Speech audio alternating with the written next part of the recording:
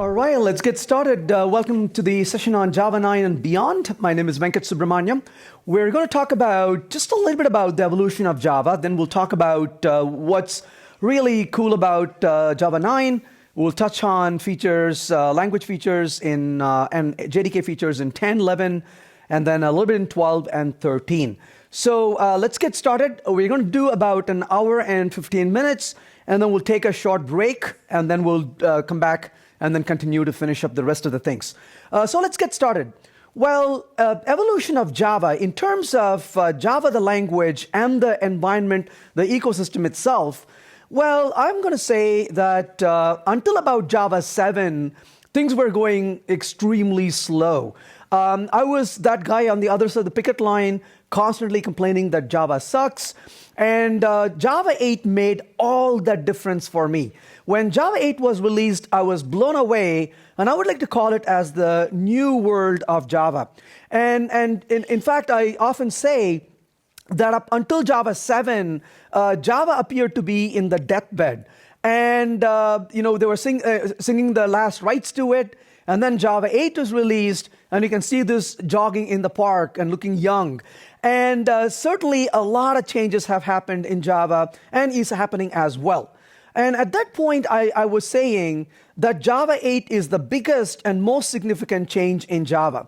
Well, today, of course, I would say the biggest and most significant change in Java was Java 9. Well, part of the reason for that is Java 8 introduced the functional style of programming. And as a result, of course, we were able to use Lambdas and Streams API, and that's a big win from the programming point of view. However, it still only affected programmers who wanted to adopt the functional style. Java 9, on the other hand, has a much bigger impact because it affects the ecosystem. It changes the way we would build applications and deploy applications with it. Now, of course, Java 9 was the last biggest release of Java, and thankfully, Java moving forward is not going to change in such a big way. But that doesn't mean Java is not evolving. It's quite the contrary. And I want to spend just a few minutes on that because there's a bit of a confusion, and it's good to really get that confusion out. Well, in the past, until Java 9, Java was being released as this big releases. And of course, when multiple features are planned for a particular release, and you design your release saying, this release will have these things, and we're going to work towards it, well, when you are working with multiple things, the speed at which you can go becomes the speed of the slowest one. Now, if you and I are working on software projects, what do we typically tell our bosses? When they come around and say, how's it going? We always say, we're almost done. Well, that's exactly what they kept saying also. And that almost done ended up being a 7-year delay of the release. And so Oracle was struggling with this and saying, what can we do to really remove this kind of burden? And so they decided to come up with a 6-month release cycle. So what does it really mean by a 6-month release cycle? And I've had people come up to me and say, oh my gosh, that's really not good. If it's going to be released every 6 months, what about quality? What about the features and various other things? And I think it's important to really understand that Java is being released every 6 months, but Java is not being developed every 6 months. And that is something we need to really understand because the development of Java is not taking place every 6 months. The features they're putting in each of the release is taking the time it needs to be taken. Some of the features are taking 5 years and 6 years and 7 years, and they're not going to make it any faster and compress that somehow into six months. It's not like our Scrum that we run every month. That's not what they are doing. Instead, what they are saying is, features will be taking the time to build, whatever time it is, to build with quality, whether it is 4 years or 5 years. But when a feature is ready, it doesn't have to force itself to wait for other features to be released with it.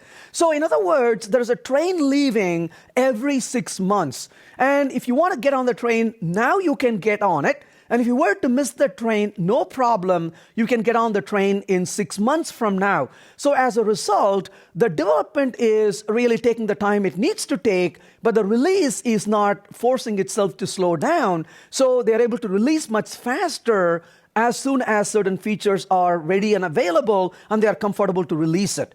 Now, at the same token, though, one of the things I really appreciate with what they do is they're not forcing themselves to predefine certain things that'll go into a release. As they get closer to a release, if things are really shaping up really well, then they commit at that point to a particular release. But if they find that that's probably not ready, they're also willing to put that away and then still make a release of whatever they have. So overall, I would say that's truly agility in my mind, because you are really adapting to the realities of the situation, but also releasing things, periodically rather than holding up things for a long time. This also helps to get feedback very quickly as well. So with that said, I'm going to talk a lot more about Java 9 today, because obviously Java 9 is the biggest release of Java in the past, but then I will talk about 10, 11, 12, 13 as well, but those will be much quicker because those are very small, bite-sized features being introduced rather than huge features being released in the past. So with that said, let's talk about Java 9, and then of course we'll go beyond that after that. Well, the very first thing is, what about interfaces? Well, let's talk about interfaces just for a minute. Let's go ahead and start with a little OK here to say the compiler is happy with what I'm doing. And what I want to do here is to define an interface to begin with. So let's say we have an interface called util. And the interface util, let's say, contains a get, let's say, number of cores over here. And I'm going to write this function as number of cores, and of course the compiler is quite happy with me, as you can see, because we just defined an interface with a method in it. But of course, if I were to define a body of a function right here, something like return 2, Java will stare at me and ask me if I even know Java, because you cannot really implement methods within interfaces like that. So what does an interface do? Well, in the past, an interface was a bunch of collection of methods with no implementation. Here's how I used to define interfaces. I would say interfaces are something that says a lot about what it'll do, but it never does anything. Kind of like my boss. That's basically what interfaces were. But that changed very quickly in Java 8, because you can have implementations within interfaces. So as a result, as you can see here, you can provide certain method implementations within interfaces. Similarly, in Java 8, of course, we had static methods as well. So for example, if I were to define a method static right here, and then I'm going to simply say return 4 also here, that one works too. But then that brings the question, if interfaces can have methods, well, clearly classes have methods. And what if we have common code between multiple methods in a class? We typically use an extract method refactoring and move that code into a common method. But oftentimes we mark those methods as private methods. We call them as helper methods. So the obvious question is, if classes can have private methods, why can't interfaces have private methods? Well, it turns out we actually can do that. We can say private, for example, let's say get count over here, and I'm going to return a 4, but that becomes a private method within an interface. Similarly, you can also create a private static method as well within the interface, and as a result, you can mark a method as private, or you can mark a method as a private and static as well. Which really means that what you can do then is you can do a return, for example, and call the getCount method right here, or the getCount static method too here as well, and you can write code like this. Now, just as a quick note, however, when you're defining methods as static, well, you can mark them static private, but you cannot put private default, though. That's not a valid syntax, because a private method can be either private or it can be static. You don't put the default keyword with the private. So this gives you an opportunity to really write some methods which are really for internal purpose. So if you do have common code between methods in an interface, you can roll them together into a private method. But having said that, I would say we don't want to really overuse it or abuse this particular feature. After all, you don't want to really bloat your interface with a lot of code anyways, so use that with a big grain of salt. Don't go overboard with it. Just be a little bit careful about it, how you actually use that particular feature. Well, with that said, let's talk about one other feature, which is really an enhancement to what was there already. And this one is about a change to the try with resources feature. But before we talk about that feature, I want to share with you a philosophy of life and programming. And this is something I've learned over the past several decades, and that is both in life and programming, we solve one set of problems in general only to find that we have now created a new set of problems. And we do this quite often in general. So both in life and programming, we solve one set of problem only to find that we have created a new set of problems. So generally speaking now, when somebody tells me they solved a problem, I often ask them, what did we create now? So in general, this has been the case. Let's talk about Java specifically before we go any further. Well, in the case of Java, when Java was being introduced, the most popular language was, of course, C++. And one of the pain points of C++ was garbage collection. Well, what if we can convince C++ programmers that garbage collection is not really something you have to do when it comes to programming in Java? That would be a really big win, isn't it? So the creators of Java at the time wanted to really promote automatic garbage collection. Now, to be fair, Java was not the first language to introduce garbage collection, automatic garbage collection, but it was definitely a language that promoted that pretty heavily and made it really popular.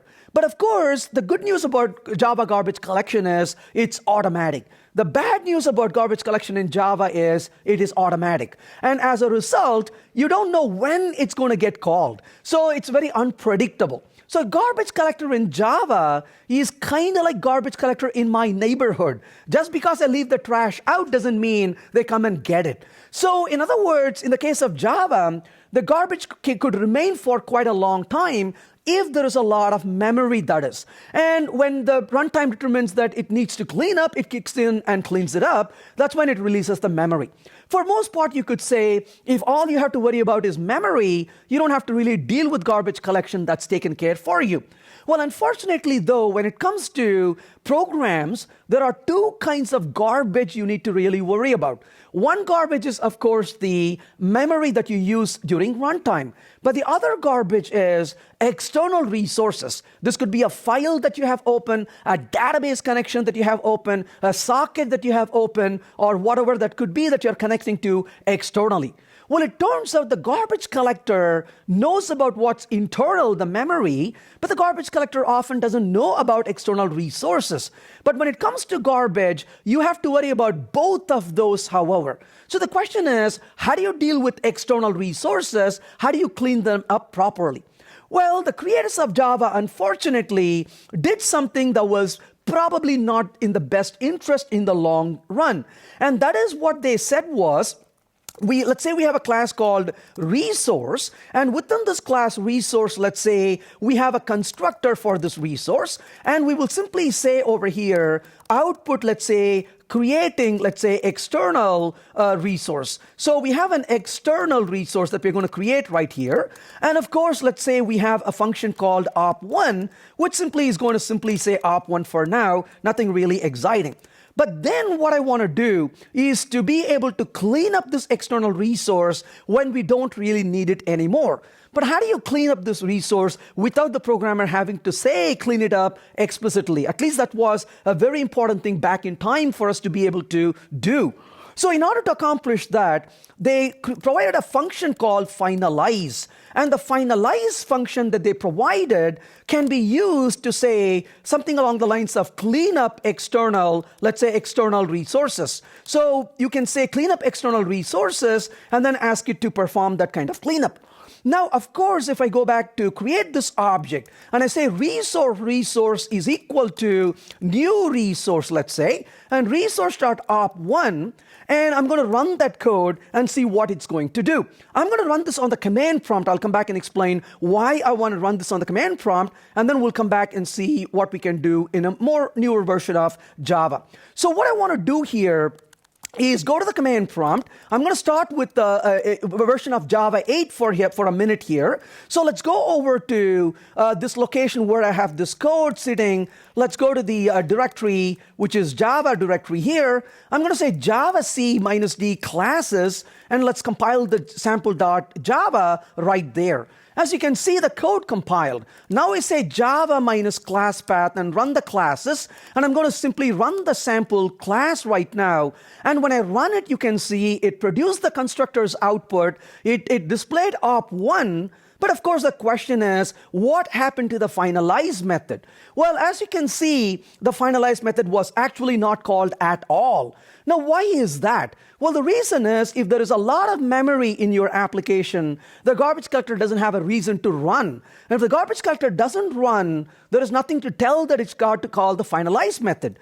Now, this is actually a problem which is common in programming. A lot of us do this every day, and it's somewhat surprising to see that they have fallen into this trap as well, which is taking two independent ideas and bringing them together. This is one of the things we do by mistake a lot of times, and Rich Hickey calls this as complecting. Complecting is where you take two independent ideas that don't belong to each other and you put them together. Managing memory is completely different from managing external resources. But why did they do this way? Well, I call this the politics of programming because when you're introducing a new language, you want to put it in the best light. So if you go to C++ programmers and say, you are hurt by garbage collector, but don't worry, come to this new world and you don't have to do this. And of course, that's very compelling argument. Hey, this is awesome, let's do this.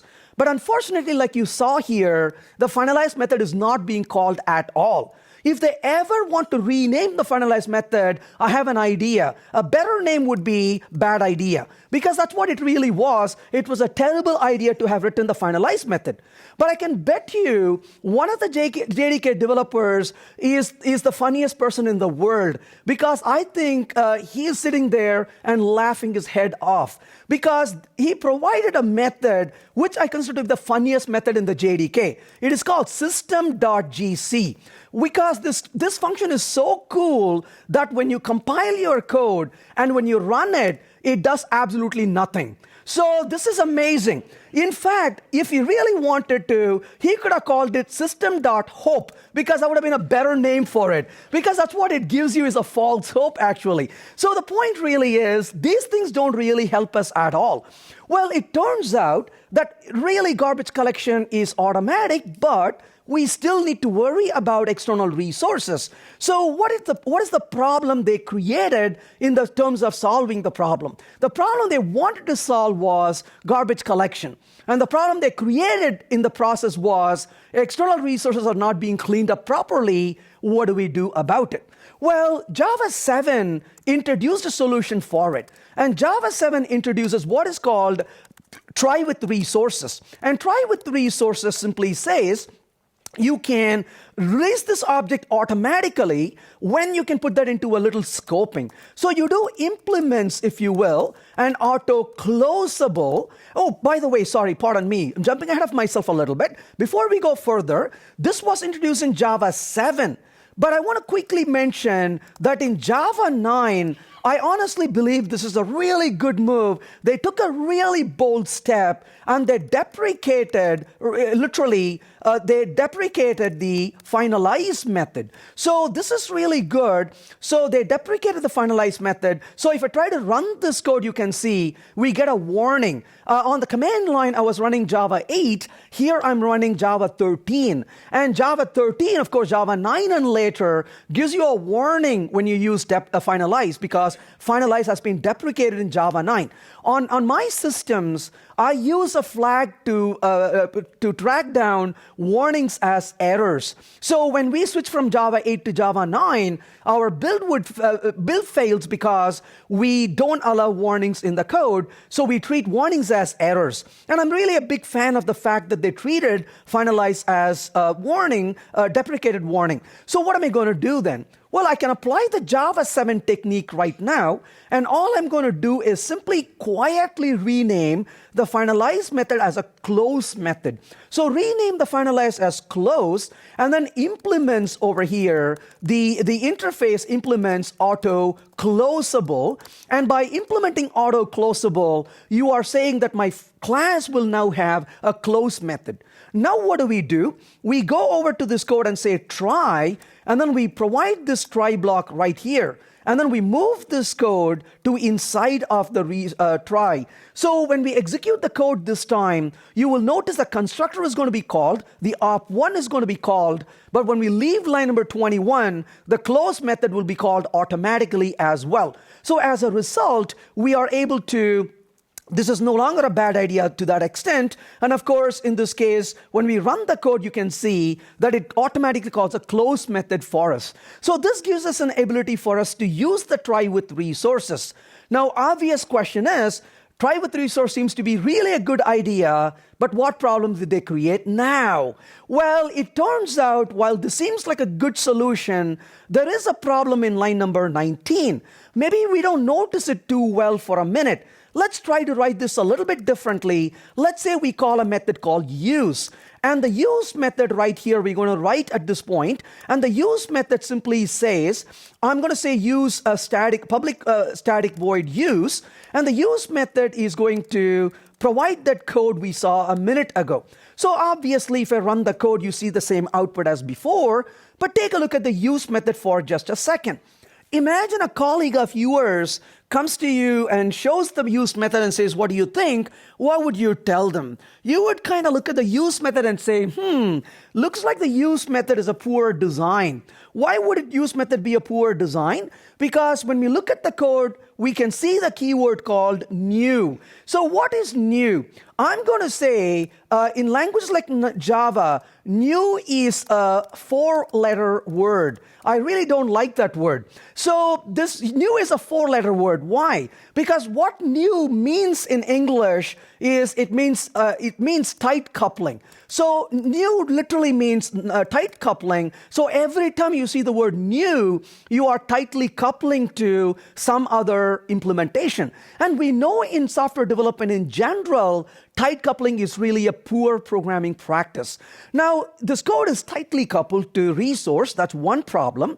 The second problem is, how do we automate the test of a method like use? Well, if a use has a dependency on a resource, you know that dependencies make hard to test code because dependencies often are not idempotent. So typically what we do is we replace the dependencies with stubs and mocks. But what is a stub? What is a mock in reality?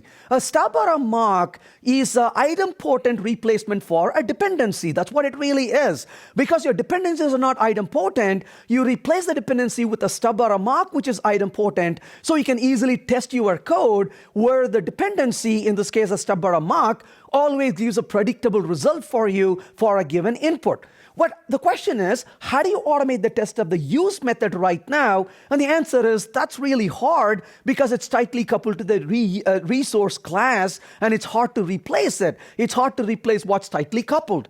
Secondly, if you're using tools like Juice or Spring, what do we normally do in Juice or Spring? We do dependency injection. And we do this using a getter-based or setter-based injection. So if you're going to bring in a dependency to the use method, how do you bring the dependency in? That's not really easy to do with this particular form of writing the code. But unfortunately, though, in the case of Java 7 and Java 8, this was a required syntax. So if I go back to the code right now and compile the code in Java 8 and run the code in Java 8, you can see that it works because the syntax is permitted in Java 8. But what you really want is you want to decouple it. And how do you decouple this? One way to decouple is to say resource, and you can bring the resource as a reference right there. And then rather than using the resource in here, you can simply specify the resource right there. Then when you call the use method, you can say new resource. Now the good news is you're not tightly coupled to that resource anymore. You could send me an object of resource or potentially a subclass of resource as well, so the caller can decide what to do. The caller may give me an object of resource, a caller may give me an object of a derived class of resource, or a caller may send me a stub or a mock object. So this becomes a lot more easier to work with. Similarly, this gives a nice opportunity for using dependency injection as well, if that's what we really want to do. But having said that though, in this case, we have removed this resource from here within the try block. Now, this was not permitted in Java 7 and Java 8. So if I go to the command prompt right now and try to compile this code, notice I got an error. It says error identifier expected, and then it errors out right there saying you can't do this. So this is not a permitted syntax in Java 7 and Java 8, as you can see. But in Java 9, that restriction has been removed. So you can see the code is working just fine right now in Java 13, but you couldn't do this in Java 7 and Java 8. Now, what is the good news? Good news, we don't have a tight coupling. We can do dependency injection much more easily. We can do testing much more easily. But of course, I know what you're thinking. What problem did they create now? Because every time we seem to solve a problem, a new problem seems to be arising. Well, it turns out they do have one restriction. And that one restriction is something I'm okay with. And that restriction is that the object you define here within the try is the reference is required to be either final or effectively final. So in other words, this is as good as you marking this as final. Now, obviously, if a reference is final, you cannot mutate it. But not only is it final, it is also allowed to be effectively final. Now, what is effectively final? Effectively final is where a variable is treated like it is final, meaning within the scope of where you are defining that reference, you are not mutating that particular reference. So in this example, the resource is effectively final. So if you were to go to this code right here and say resource equal to resource as a silly example, now the reference resource is no longer effectively final. It's no longer final. So look at where the error comes up. When you run the code, line number 22 is where the error is, because line 22 is where we are using the resource in the try block, so the error is line 22. And the compiler says, oops, sorry, you cannot use a try with resource for the resource because resource is not effectively final, and they don't permit it. And I'm okay with that. That makes really good sense. However, there is one consequence to this code at the moment, and that is while this worked nicely, in the past, if you said resource, let's say 1 equal to new resource, and if you had used resource 1 right there, well, there's a good news about this. The resource 1, the scope of that is until the line 22. If you try to access resource 1 outside of the scope, you'll get a compilation error on line number 24. It says, what are you talking about? I don't know what resource 1 is. However, if you go back to this code and use a resource rather than a resource 1, and of course resource comes from the outside scope, now what's going to happen? When you run the code, line number 24 does give you access to the resource. So what that means is, after you leave 22, on line 22, the close method was actually called, which means you are cleaning up your external resources. And after cleaning up the external resources, you can still come back and access the object. So you can call potentially methods on the object at this point if you really wanted to. What that means is it's potential that you may be able to call methods on the object after the external resource have been removed. Well, if external resource have been removed, how valid is this object moving forward?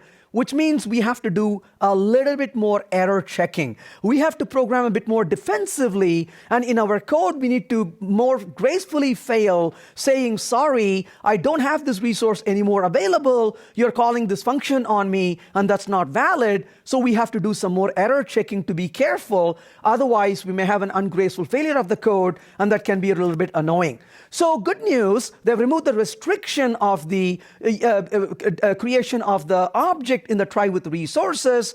But the bad news is that reference is available a little longer, and we have to be a bit more careful in how we actually use it. So with that said, we talked about two features. One is an addition, and one is a change. Now let's talk about something that was removed. So what was actually removed in the language? Well, it turns out that there are some really interesting syntax that different languages use. One of those syntax is, let's say we have a max of 1,000 for a minute, and I want to just print out the value of max. But what if a developer wants to use an underscore for a variable name? Well, it turns out in the previous versions of Java, the language did not really care about underscore, so it was a valid identifier in the past. Now, underscore, it turns out, has a special meaning in a lot of different languages. The last time I was trying this, I found there are 7 different uses of underscore in Scala. Similarly, language like Kotlin also use underscore. And underscore has this very fascinating meaning in programming. If you ask me what does underscore mean, underscore is the international symbol for these beautiful words, I don't care. So essentially, that's what you use underscore for. It simply says, I don't care. So you can use it as a placeholder when you don't care about something. That's exactly what Kotlin uses that for. Kotlin says, if you have a parameter to a Lambda, but if you don't care to use that parameter, say with intention, with an underscore to say, yep, I know there's a parameter here, but I just don't care because I'm not going to use it. So underscore becomes this international symbol for I don't care. But of course, in the case of Java, because underscore did not have a meaning before, what if people are already using underscore? So starting Java 8, or rather in Java 8, underscore is considered to be a warning. So if you use a single identifier underscore, then you are going to get a warning saying you're not allowed to use underscore. But that's a warning only in Java 8. Starting Java 9, on the other hand, it is actually an error. So you get an error if you were to use an underscore in the code, so you're not allowed to use underscore. Well, in the future, and the future is not there yet, but in the future, we will start seeing underscore in Java. For whatever purpose that it is being used in Java, it'll come back to life, and you'll be able to use underscore for that purpose. So what's the moral of the story? The moral of the story is, do not use underscore as a standalone variable, because that's not valid as of now.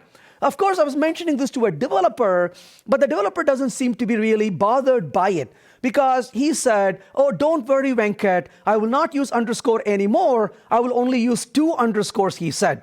Now, this is dangerous, isn't it? Can you imagine opening a source code for a project and you see variables with variable number of underscores in it, and then you have to maintain this code? How would you feel about it? That'll be really terrible, isn't it? But of course, I do have to say there is one use for it. If you really hate the people that you work with, then I have a suggestion for you. Go to work on the day you quit and refactor your code. And just right-click on it and give a variable of an underscore, and you will refactor this entire code with that. And all your unit tests will still pass. And check in the code and walk away as the building burns down. And if you ever do this, don't ever tell them I gave you this idea. No, I'm just kidding. Don't do this because it's going to make it really hard to read. So the goal is not to really make the code hard to read, even though this will compile. Your goal is not to really write a code like that. So quit using underscores until it has a special meaning, and then we can, of course, use it for whatever that meaning is in Java. Well, that brings up the question. We saw a few different examples already. A feature is added, a feature that is changed, a feature that's removed. But let's talk about the JDK library. The JDK library has some really interesting features, and this is something that I really value, and that is a couple of methods that were missing but are absolutely needed. So in that regard, let's talk about Streams API in general, see a limitation and see what we can do with it. And so let's create a collection of integer for a minute. We'll call it numbers is equal to, let's say in this case, new, let's say arrays dot as list, let's say, and let's say 11 and 12 and 13 and 14, but let's say 51, but a 16 and a 17, and maybe an 81 and a 91. So I have these values, as you can see, that I have defined over here into this list. Well, now that I have these values listed, what I want to then do here is to use the numbers.stream, but we'll call a filter. And the filter function says, given an element which is less than 50, go ahead and print it out for me. So for each, let's say system.out, and here's my print line, and I'm going to just print it. So this is printing all the values that are less than 50. As you can see, it printed 11 through 14, but it skipped 51. It did print 16 and 17. So in that regard, what is a filter? A filter, if you will, takes a predicate, and that's what you pass to it. It takes a predicate as a parameter, and you can say it is like a gate that opens or closes per element. So for every single element, it opens or closes. That's basically what a filter is. A filter takes a predicate, and it's like a gate that opens or closes per element. So it's kind of like you pull up with your car to the garage, and the garage gate opens, and the car goes through, and the gate closes. The next car pulls in, it opens, and the car goes through. Maybe a third car pulls up, but they don't have the credentials to get in, and the gate refuses to open, and they have to leave. So that's basically what a filter does. It opens and closes per element at any given point. Now, on the other hand, Java 8 also has a function which is called a limit function. So you can say, in this case, a limit over here, 3, and when you run this code, it gives you just the values 11, 12, and 13. So what does a limit actually do? Well, it turns out the limit actually takes an integer as a value, but it is like a door that is open but may close forever at some point. So limit is like a door that's open, and you can walk through this door, but at some point the door is going to close and never open again. That's basically what a limit function actually does. It is going to let objects go through. At some point it closes and never to open again. But if you notice, in this case, that's a limit function. On the other hand, if you were to use a skip function and say 7, well, this is going to leave out the first 7 values. And then it starts with an 81 and a 91 after that. So how does a skip actually work? Well, a skip, on the other hand, takes an int as well. It is like a door, again, that is closed but may open forever. So it's quite the opposite of what a limit is doing. A skip may open at some point, and once it opens, it stays open. Of course, you can mix and match limit and skip in your code as much as you want to. It gives you that kind of flexibility quite a bit. Now, having looked at this, while these are really powerful, there is one deficiency in Java 8. Now, when it comes to imperative style of programming, what do we normally do in the imperative style of programming? We write a loop, and the for loop iterates one element at a time, but at some point you issue a break in your code. So in general, when it comes to imperative style, you normally use a loop, but you use a break statement to get out of your loop often. But what about functional programming? I was teaching a course on functional programming for a company, and I was ranting for a good 90 minutes when one of the attendees raised the hand and said, "Venkat, you've been talking for 90 minutes. I'm wondering if there is a break." And I said, in functional programming, there is no break. And everybody in the room thought it was funny, but not the person who asked it. But the point really is, we don't use a break statement in functional programming. But that doesn't mean we don't need to get out of the loop in between. We do. And this was a major limitation in Java 8. In Java 8, there was no easy way to break out of your loop when you want to break out of a looping in functional style. This was more of a deficiency of Java, not a deficiency of functional style of programming. So the question is, if you want to break out, how do you really do this? Well, in other words, if you look at this example, we have a limit, but the limit of 3 simply says, I'm going to process 3 elements and stop. So this is like if I have some gifts to give, and I could say, I'm going to give a gift to the first 3 people in the room, and I can give a gift to 3 people in the room. But what if I have a lot of gifts, but I want to start giving the gift until maybe I see a person with a hat? Nothing wrong with people with hat at all, but just as a silly example, I'm going to keep giving gifts, and the last person I'm going to give a gift to is a person with a hat, and I'm going to stop. Well, that's a logical limit rather than a limit based on a count. So how do we really make that work? Well, the good news is that was added in Java 9.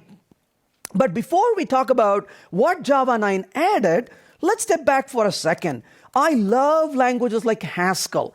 And languages like Haskell, I would say, are, in my mind, gold standard for functional programming. They've been around for a long time, and they provide some really, really nice methods. And of course, we have Java. And Java gave us functional programming much later in the game. But when you look at Haskell, they have a function called take, which takes a number. And they also have a function called drop, which also takes a number. Now, Java, of course, can do this also. But what does Java provide? Java provides limit, which takes an integer. And of course, Java also has a skip, which takes an integer as well, which is just a number you pass. Now, when you look at this, this is as if the language designers get together for dinner and they ask each other, can you tell me what functions you use? I will make sure I don't use the same name, right? So they are kind of inconsistent in it. How nice would have been if they just called it take and drop like Haskell did? No, Java is special. We have to give a different name for it, which is okay. We did this. Now, years have passed, and I've gotten used to writing limit and skip when I code in Java. But then Java 9 decided to extend this further. But if you look at Haskell, Haskell has a TakeWhile function, which takes a predicate, if you will. And similarly, Haskell has a DropWhile function, which also takes a predicate. Now the question is, what should Java call this? You see, the problem is, if Java called it limit while, they'll be consistent with their own API. But in programming, you have to be consistently inconsistent. So they decided, we'll call this take while, and we will call this drop while. I cannot tell you how much it drives me crazy, because my fingers type limit and it wants to limit while because I'm used to it in Java. And now it's like, oh, it's limit versus take while, and that's a cognitive load I have to carry with me.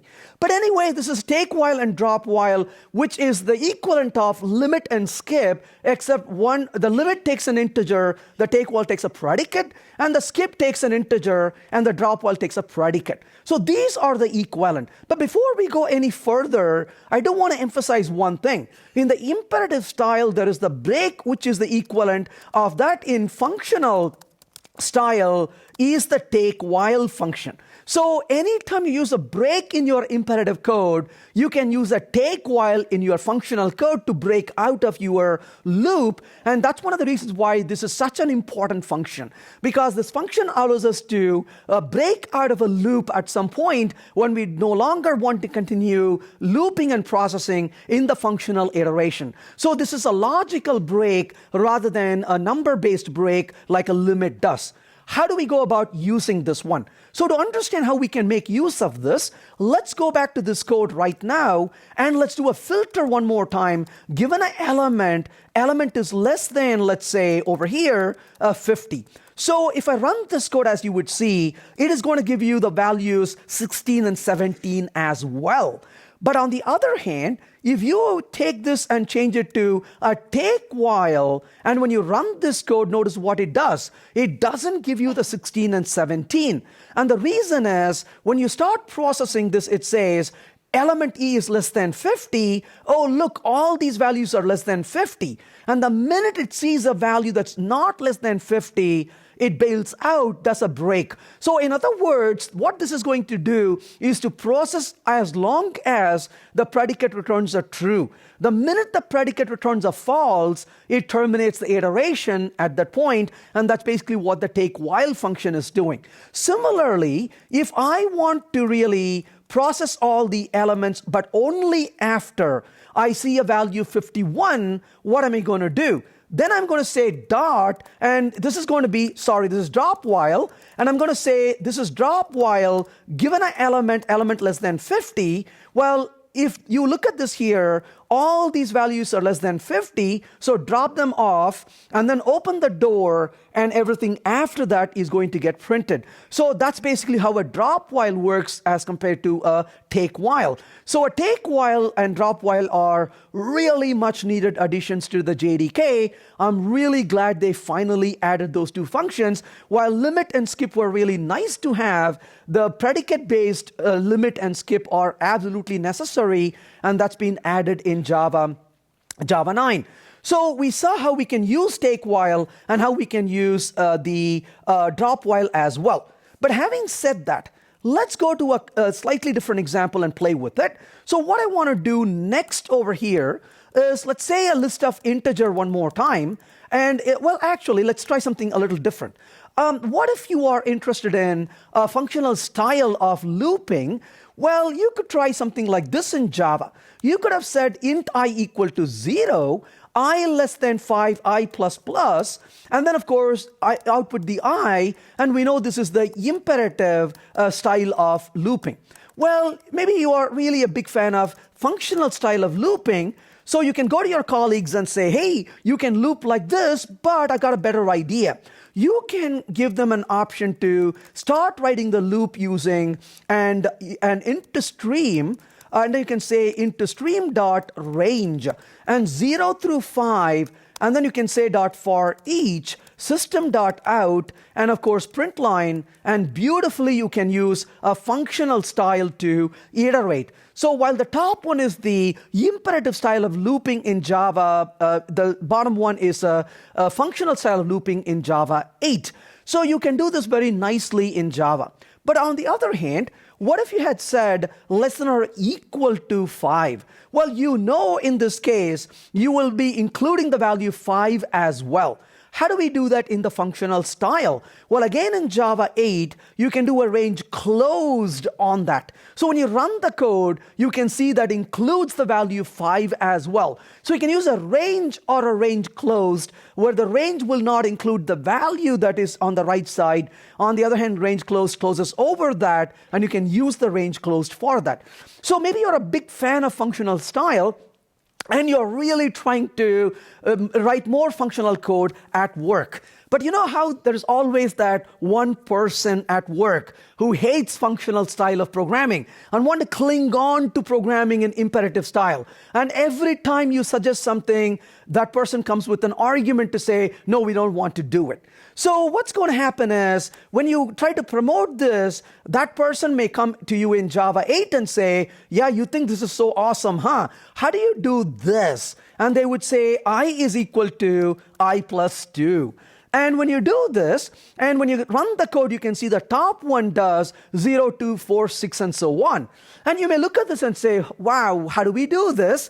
And then you may think about it for a little bit and say, you know what? It's not that bad, right? And then you put a little 15. And then you may put a little filter over here. And then the person is waiting for you to type this code. And the minute you are done with it, that person will say, how do you do this?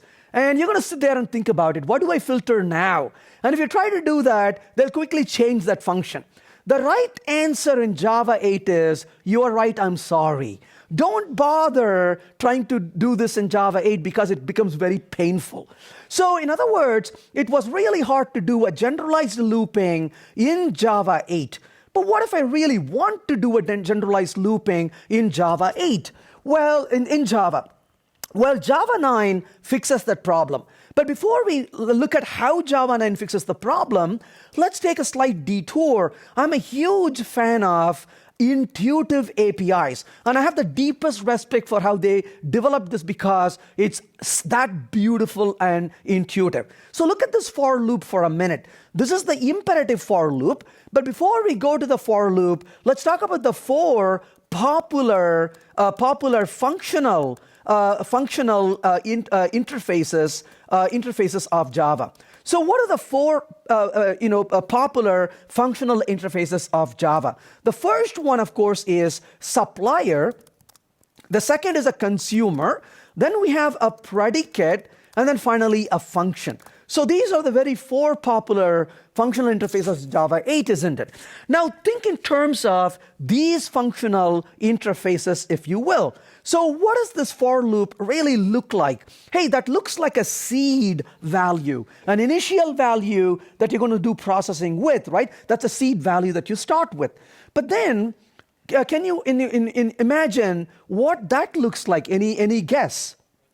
Yeah, that's right. It's a predicate. That's what it really is. That becomes a predicate. And then what about this one here?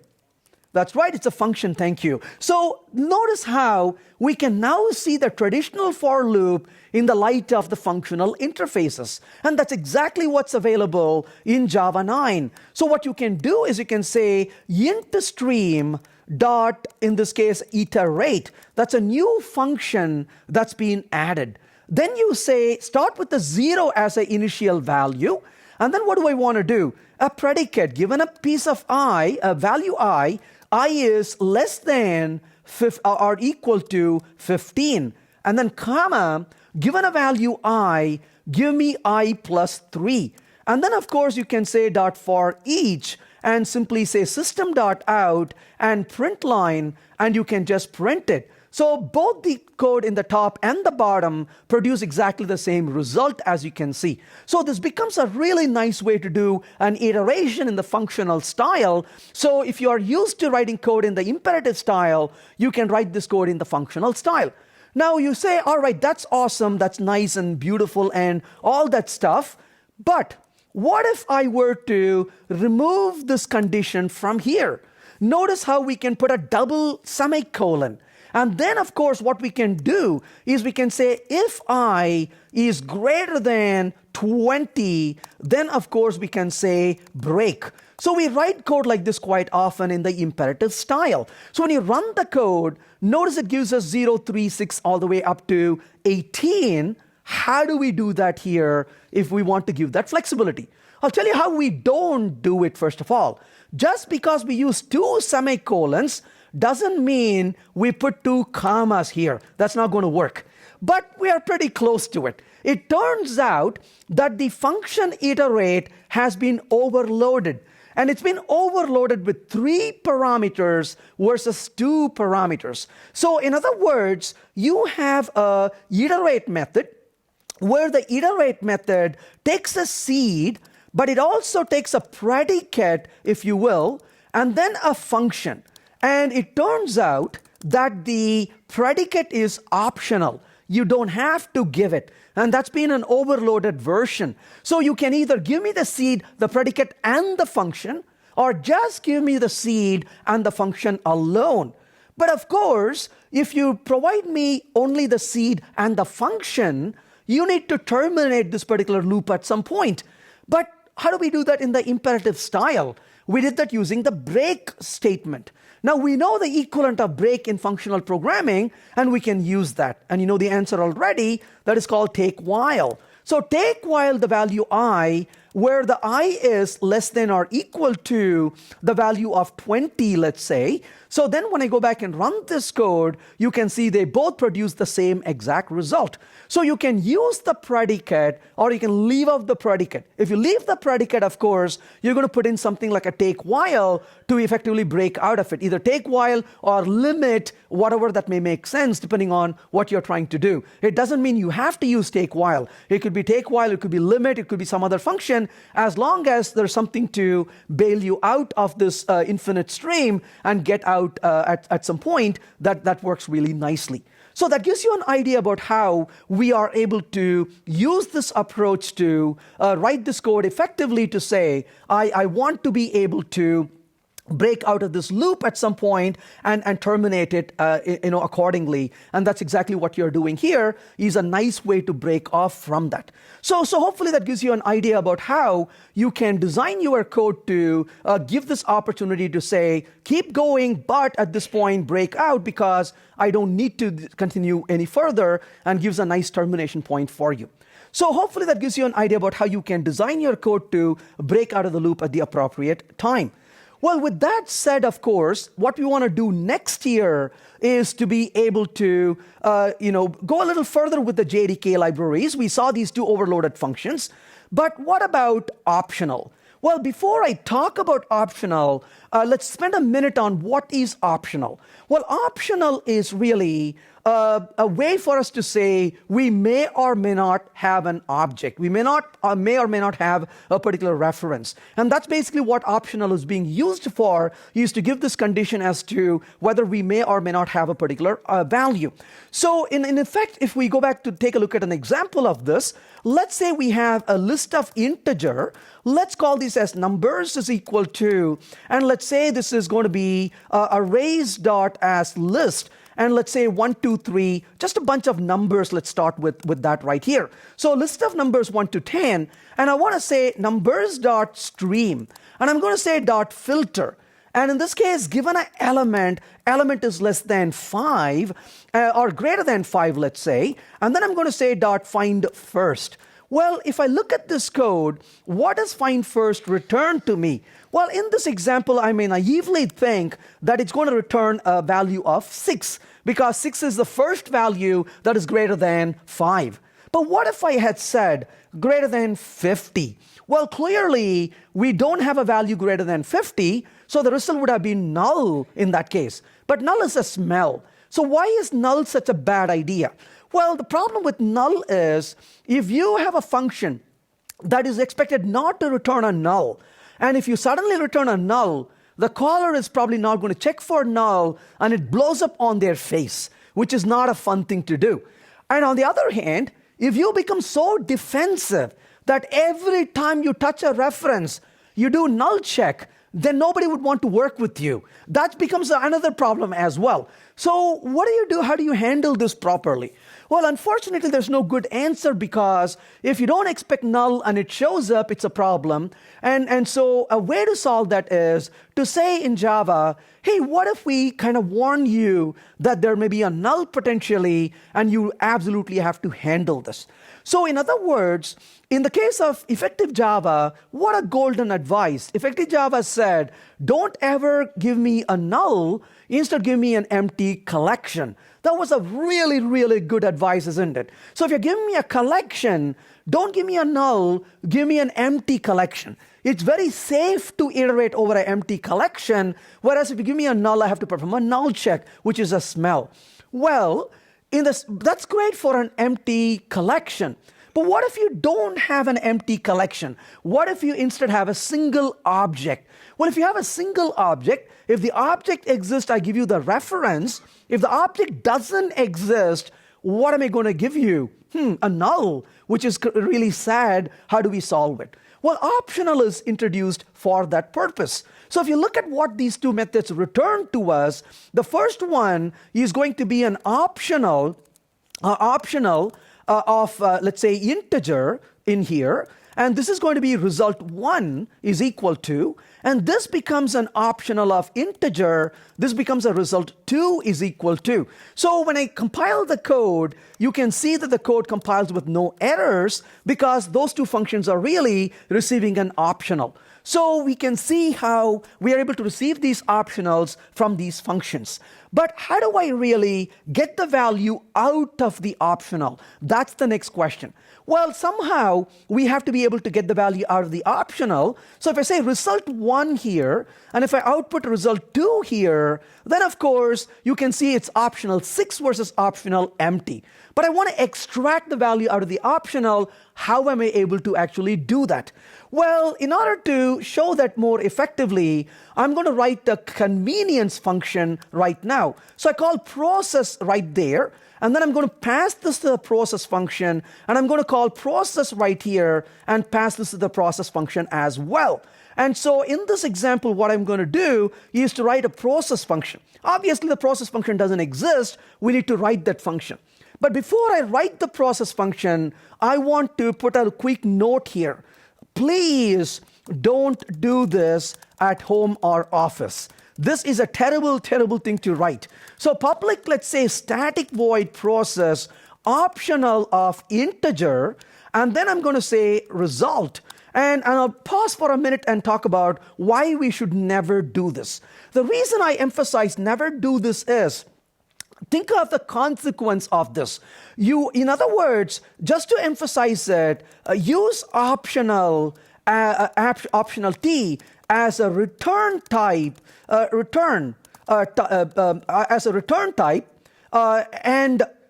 not as a parameter to a function, except when giving this talk, right? So don't ever use it at other times. So never use the optional as a parameter to a function. Why? Well, the reason we shouldn't use optional as a parameter to a function is, if you take an optional as a parameter to a function, you are telling the users of your code that when they call that function, if the object exists, they have to wrap that into an optional and give it to you, the reference. If the object doesn't exist, they got to pass an optional of null to you.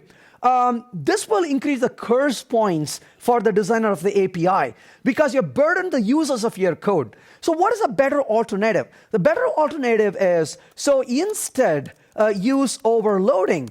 So if you had written, for example, a public static void process which takes nothing, and if you had written a public static void, let's say a void process which takes an object, right? In this case, whatever int value, this would make life really easy for the caller because they can call with the value if they have it and call it without the value if they don't have it. You're not burdening them.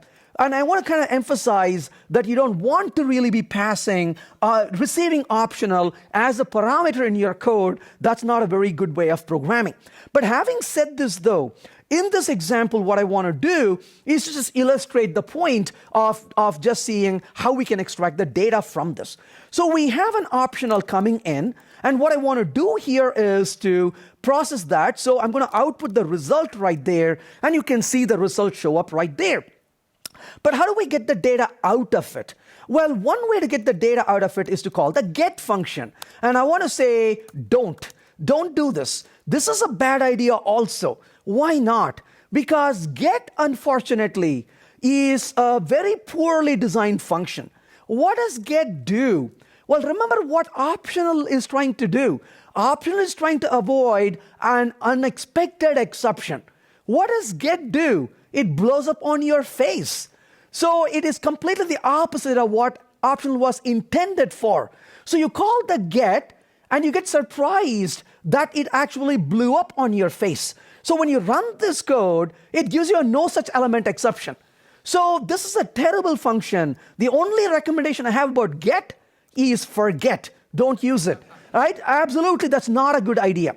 Now, I'm not even making this up. I'm serious about it. The problem with get is not the fact it blows up. The problem with get is it blows up without telling you. Now, what is one lesson we've learned in life? You program with intention. Avoid surprises to programmers. If you clearly tell the programmers what you're going to do, they are prepared for it. And so much that, I'm not even making this up, in Java now, we have a new function. And that new function is called, literally, or else throw. Guess what it does? Exactly what get does. But people love this function because it clearly says, you call me, I will blow up. And they're like, awesome, right? So the point is, you want to be very clear about what you do, and or else throw says, you call me, I will blow up. So potentially. So in this case, of course, you can run the code, and it's going to give you no such element exception. But it's much better than get. Why? Because it clearly tells you its intention. So that's another way you could really do this. You get the value if it is there, otherwise you blow up. Or alternatively in Java 8, you can use an or else, and you can give a substitute value. If the value exists, give it to me. Otherwise, give me a substitute value of 0. So that is another way you can get the value out of it by using the or else. Well, but what if I want to check and do some work with it? So you can say if, and result dot is present. If it's present, what do I want to do? Output, I'm going to say the value is, how do I get the value out of this? Result dot or else 0. Of course, the 0 will definitely not be used at all in this case. But personally, I would rather use or else than get. So this becomes a way to say, I'm going to just return that value if it exists. If it doesn't exist, what am I going to do? I'm going to say no value. So when you run the code, you can see it says the value is 6 on one side and no value on the other. Well, that's great, but this is an imperative style code. What if I really want to write a functional style code? Wouldn't that be really nice? Well, sure. So you can say here, result.if present. If it is present, what do? We'll get the value out of it and output the value is, and you can simply output the value right in there. So how beautiful that is. You can use the if present, and you can say, if it's present, go ahead and do that for me. But you look at this and say, wait a second. If the value exists, we printed it. If the value doesn't exist, what did we do? Like nothing. But we do want to do something if the value doesn't exist. But unfortunately, we found out later they totally forgot about the else. And now we don't have an else part. But I like to put a positive spin on everything. They are very agile. So in one iteration, you get the if part. In the next iteration, you get the else part. So you have now the if present or else. And of course, the if present or else takes the first part, which is going to be this one right here, and you can provide the if part right there, which is the consumer, and you can provide a runnable for the second one, and you can simply say no value right there. So as a result, you can write the code to specify that you're not getting any value if the value doesn't exist. So that becomes your if present or else. Please.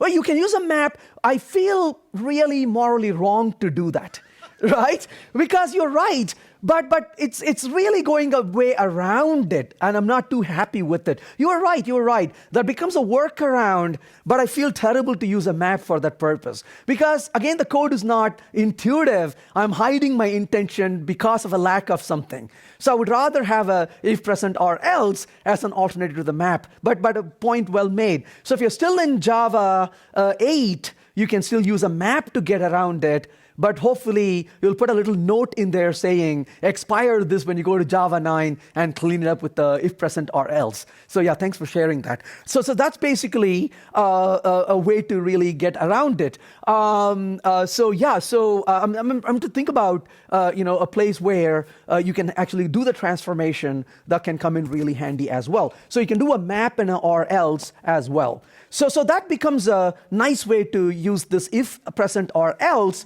and then you can write that code for that purpose, as you can see here. So that becomes an if present or else. But then after talking about this, let's think about something a little bit different. What if I want to do an or? So here's a little example. I can say over here, output result.or, and what or else rather, and what does or else do? Provides a substitute value as we saw earlier. So when you run this code, it says 6 or 8, or else is part of Java 8. But let's take an optional of type T, and on this optional, you call or else, and you give a substitute value. Now, what will this do? If the value is present, you get the data as a result. If the value is absent, on the other hand, what do you get in the case of absent? You get the substitute value for this result of or else. So or else says, if you call me on an optional, if the data is present, I'll give you the data. If the data is not present, I'll give the substitute value. Well, on the other hand, the data goes from what? This went from optional to the type T, right? So this is a type T, and this is a type T as well. That's what you got as a response. Well, on the other hand, what does the OR do? The OR says, you give me an optional of, let's say, substitute. So you give me an optional, but this optional you're going to give me is a substitute value. Well, then the result of this is you get back an optional with data, if you will, if the value is present. So if the value were to be there, what you get back on your hand literally is still that particular optional that's given to you. In fact, you could say this is the original given to you. On the other hand, if it is not there, you get an optional of substitute that is going to be given to you at that point. So this becomes a nice way for us to be able to substitute a data on one hand versus an optional on the other.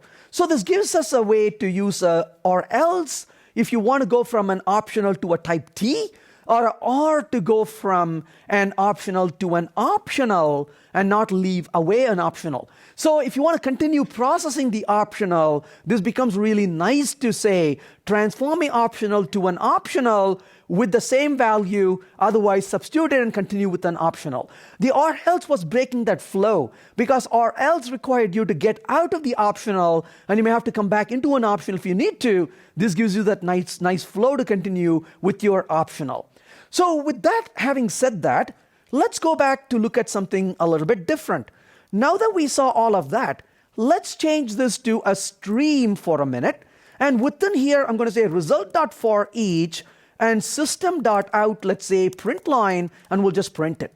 So within this, what I want to do now is to take this stream of numbers, I call process, and I say, in this case, numbers.stream, and we will say dot filter, and I'll say given an element is, let's say greater than 8. And I'm going to just iterate over that. So what happens if I iterate over all those values in this case? And you can see that it's giving us a 9 and 10. Well, that's great so far. But having said that, what if I did one more time, but this is going to be a process with greater than 9? Well, it gives us a 10, right? But what if I repeat this time one more time, but this time I say greater than 10? Well, that's an empty, as we can see right there. So the stream did all of this really nicely. However, as a last step here, if I were to go back and say process and filter E is greater than 5, but then I say find first. Well, if I write the code like this, this is not going to compile, isn't it? So when I run the code, it gives me an error. It says incompatible type, optional integer cannot be converted to a stream of integer. So find first gives us an optional, but process wants a stream, and you're not able to pass that. But then you could argue, hey, look at these two for a minute. What do those two do? We were able to iterate over a stream which was empty. We were also able to iterate over a stream which had one element in it. Well, then you could argue an optional, if you will, may have 0 or 1 value or value. On the other hand, a stream, a stream may have 0, 1, or more values. Well, in that case, if you squint your eyes, you could say optional is a subset of a stream after all. So if I can iterate over a stream which is empty, if I can iterate over a stream which has only one value, why shouldn't I iterate over a optional? Or he says, if an optional has a map, why can't an optional have more things, right? Because you can use map on an optional like a map on a stream. Well, dream comes true if that's what you wanted. What you can then do is, while this code doesn't compile, you can go to this code and say, all right, you have an optional, please treat it as a stream. So you can take an optional and you can get a stream out of it. So now when I run this code, notice that it says 6 in the bottom. That's because we took an optional and made a stream out of the optional. And as a result, you can iterate over an optional much like you can iterate over a stream. Of course, you're going to have no elements at all, or you're going to get one element because optional is going to be either I have it or I don't. And so you can go back and forth with those two. So what we saw here is that if present or else, and then or and the stream as well.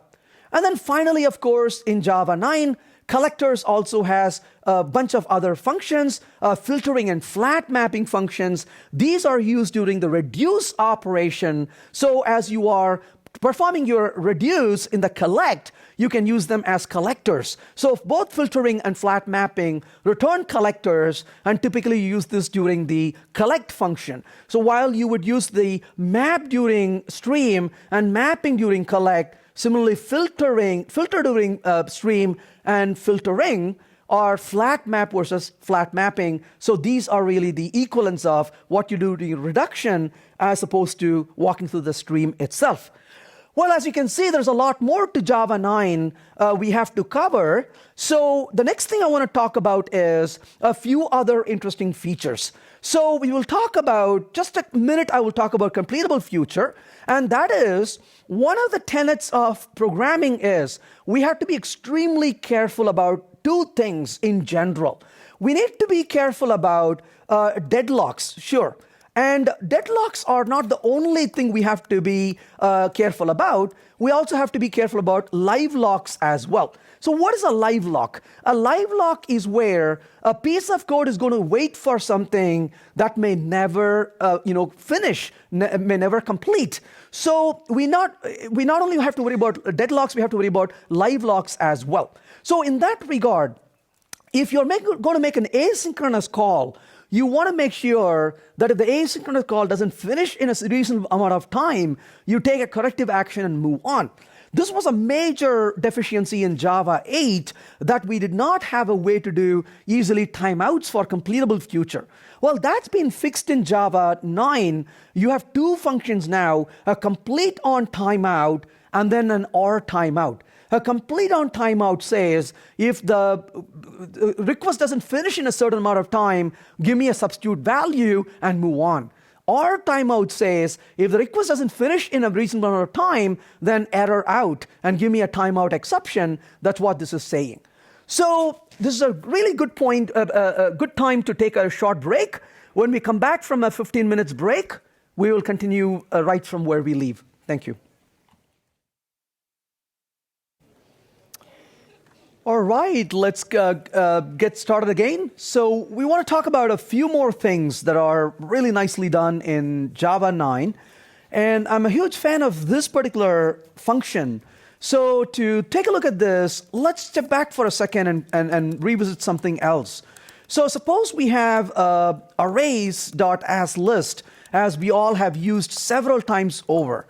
If I were to output the numbers that we created, well, it's an illusion sometimes, but we could say numbers.add and 4, we get an exception, unsupported operation exception.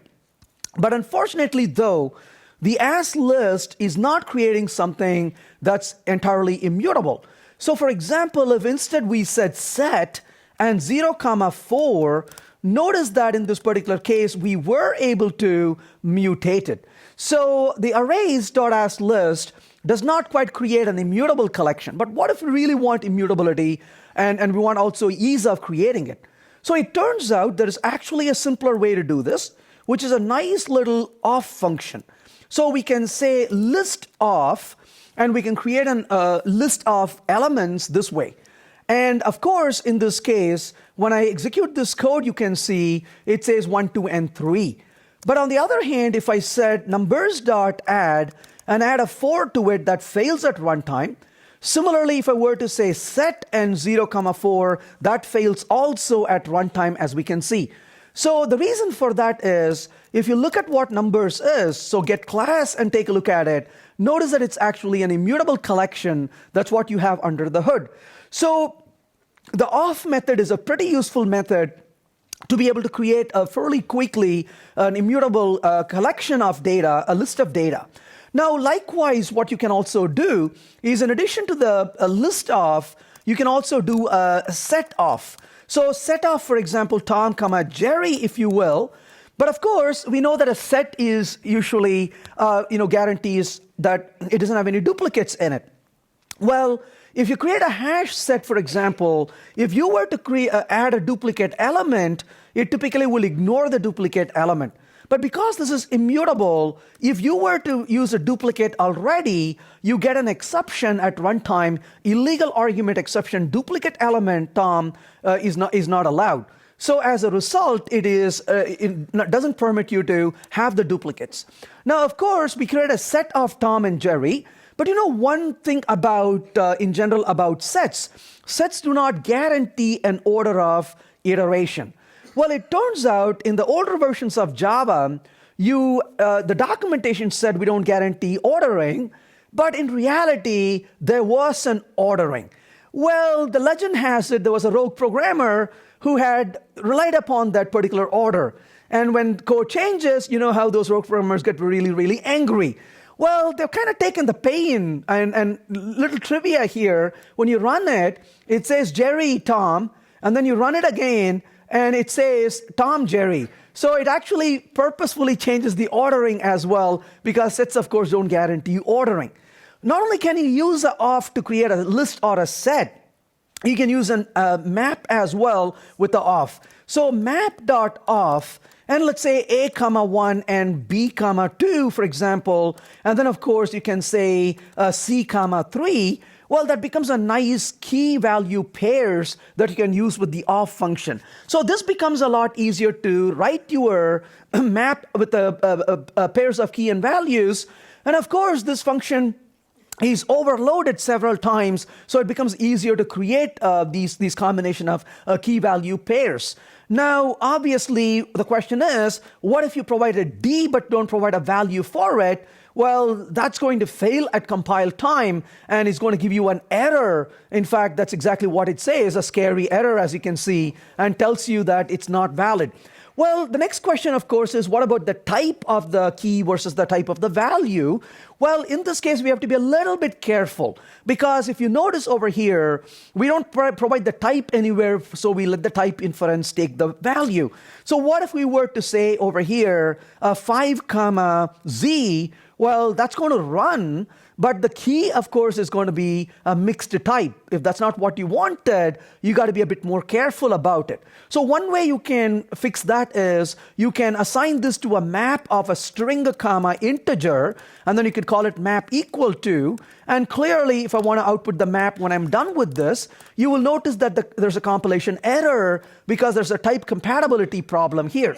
Of course, if you were to swap that now, you will notice that the type compatibility problem goes away because absolutely we are using the consistent type for the key and the value. So that's one way you could do that. Alternatively, yet another way you could try to do this, if you really don't want to assign to a variable, but you want to guarantee that particular type, is you could probably potentially say that this one is going to be a string, and the value is going to be an integer, if you will. So as a result, you can, again, perform a constraint on it, and then you can check for that as well. So that becomes a way for you to write an off function. Now, what is really cool about the off function is that you can easily create a immutable collection. It's got specialized values you can send to it, and of course, it can handle different sizes as well. And then, of course, that brings us to JShell. So what is JShell? I'm a huge fan of JShell, and JShell is a REPL for Java. And I'm a huge fan of REPLs. REPLs are really awesome because REPLs give us ability to do quick prototyping. I'm a big fan of writing automated tests. So I write tests and write code.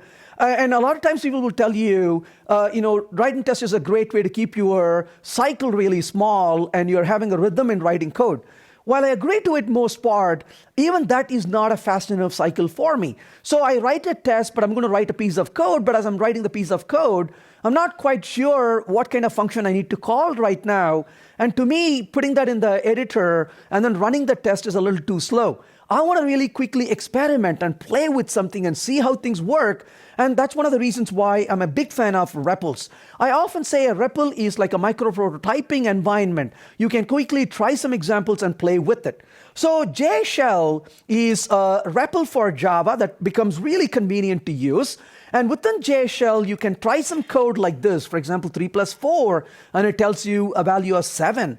Or you can say system.out.println, for example. And then, of course, I'm going to say hello. And you can see that in this case, it printed the value hello as well.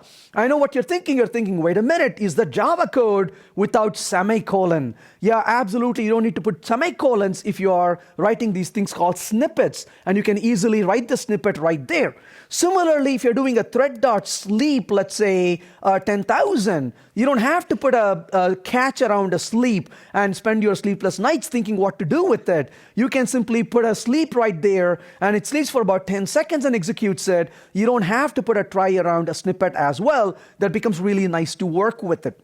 In a similar way, you can also define a string. Let's say greet is equal to hello. And then, of course, in this case, I can ask for the greet, and you can see that it's a hello. On the other hand, I can say greet, and I can call methods on it as well. For example, concat over here, and then I can say there, and you can see that it actually gives us hello there. But of course, a lot of times programmers tell you they love IDEs because you can put a variable name, you can put a dot, and it'll give you a list of all the functions available like that. So that you can do in JShell as well. It gives you a list of all the functions. Or you can say conc and then hit the tab. It tells you what will fill in. Or you can put a little bit more and hit the tab, and it gives you that as well. But then you say, that's great, but if I'm in my IDE, I can not only do this, but I can look at JavaDoc as well, like that. So it also gives you JavaDoc if you want to really look at it. Just hit 2 tabs and it expands for it and gives you the JavaDoc, so you can take a look at it as well. So very, very convenient, as you can see, for us to be able to use it. So I use things like JShell, almost any language I program in. I often use the REPLs because it gives me opportunity to really quickly try some examples and play with it. In the case of JShell, you can also use a -class-path, and that class-path gives you ability to add to class path your own jar files as well. And that way, not only can you use the JDK functions or classes and methods available, you can also use your own classes as well within JShell. So that can be a very useful way to interactively work with your own code, and that is a very, very powerful solution. Well, that brings us to probably one of the most giant features of Java 9, which is the concept of modules. I'm going to spend maybe about 15 minutes or so in modules just to give a few details about what modules can do for us. Now, modules, of course, were created to make Java itself modularized. Oftentimes people wonder, why do we need modules? Why can't we use something else? Well, this was really about modularizing Java, first of all, more than modularizing our application. So if you look at rt.jar in Java 8. The rt.jar in Java 8 is 68 megs in size. Now, why would we want something that's 68 megs? Well, the reason is actually pretty simple. If you can ask, what does rt.jar have in Java 8? A better question is, what does it not have? So it's everything put together in one. And as a result, when you are loading it up, you're using a fairly big jar. And of course, it's not what we want in today's environment. We want things that are smaller, things that are just concise and focused on only things we really care about. So that's one thing. The second thing is, in the case of Java, how do we make Java more secure? How do we tell that there are stuff we shouldn't be using? And how do we enforce that what we shouldn't use is not actually being used? Well, if, say, you have a class and you did not mark your class as public, I come along and I can create a jar. And in my jar, I can simply name my class in the same package as your package. And what does Java do? When you load up the 2 jars in the class path, Java says, this is funny. I've got 2 jars with the same package, and it shrugs and keeps moving. Well, what if we can prevent such things where if you have a module with a package, I shouldn't be permitted to have the same package in my module also. It should be kicked out. So we can make the code a little bit more secure. And also about the dependencies. How do you know what your code actually depends on?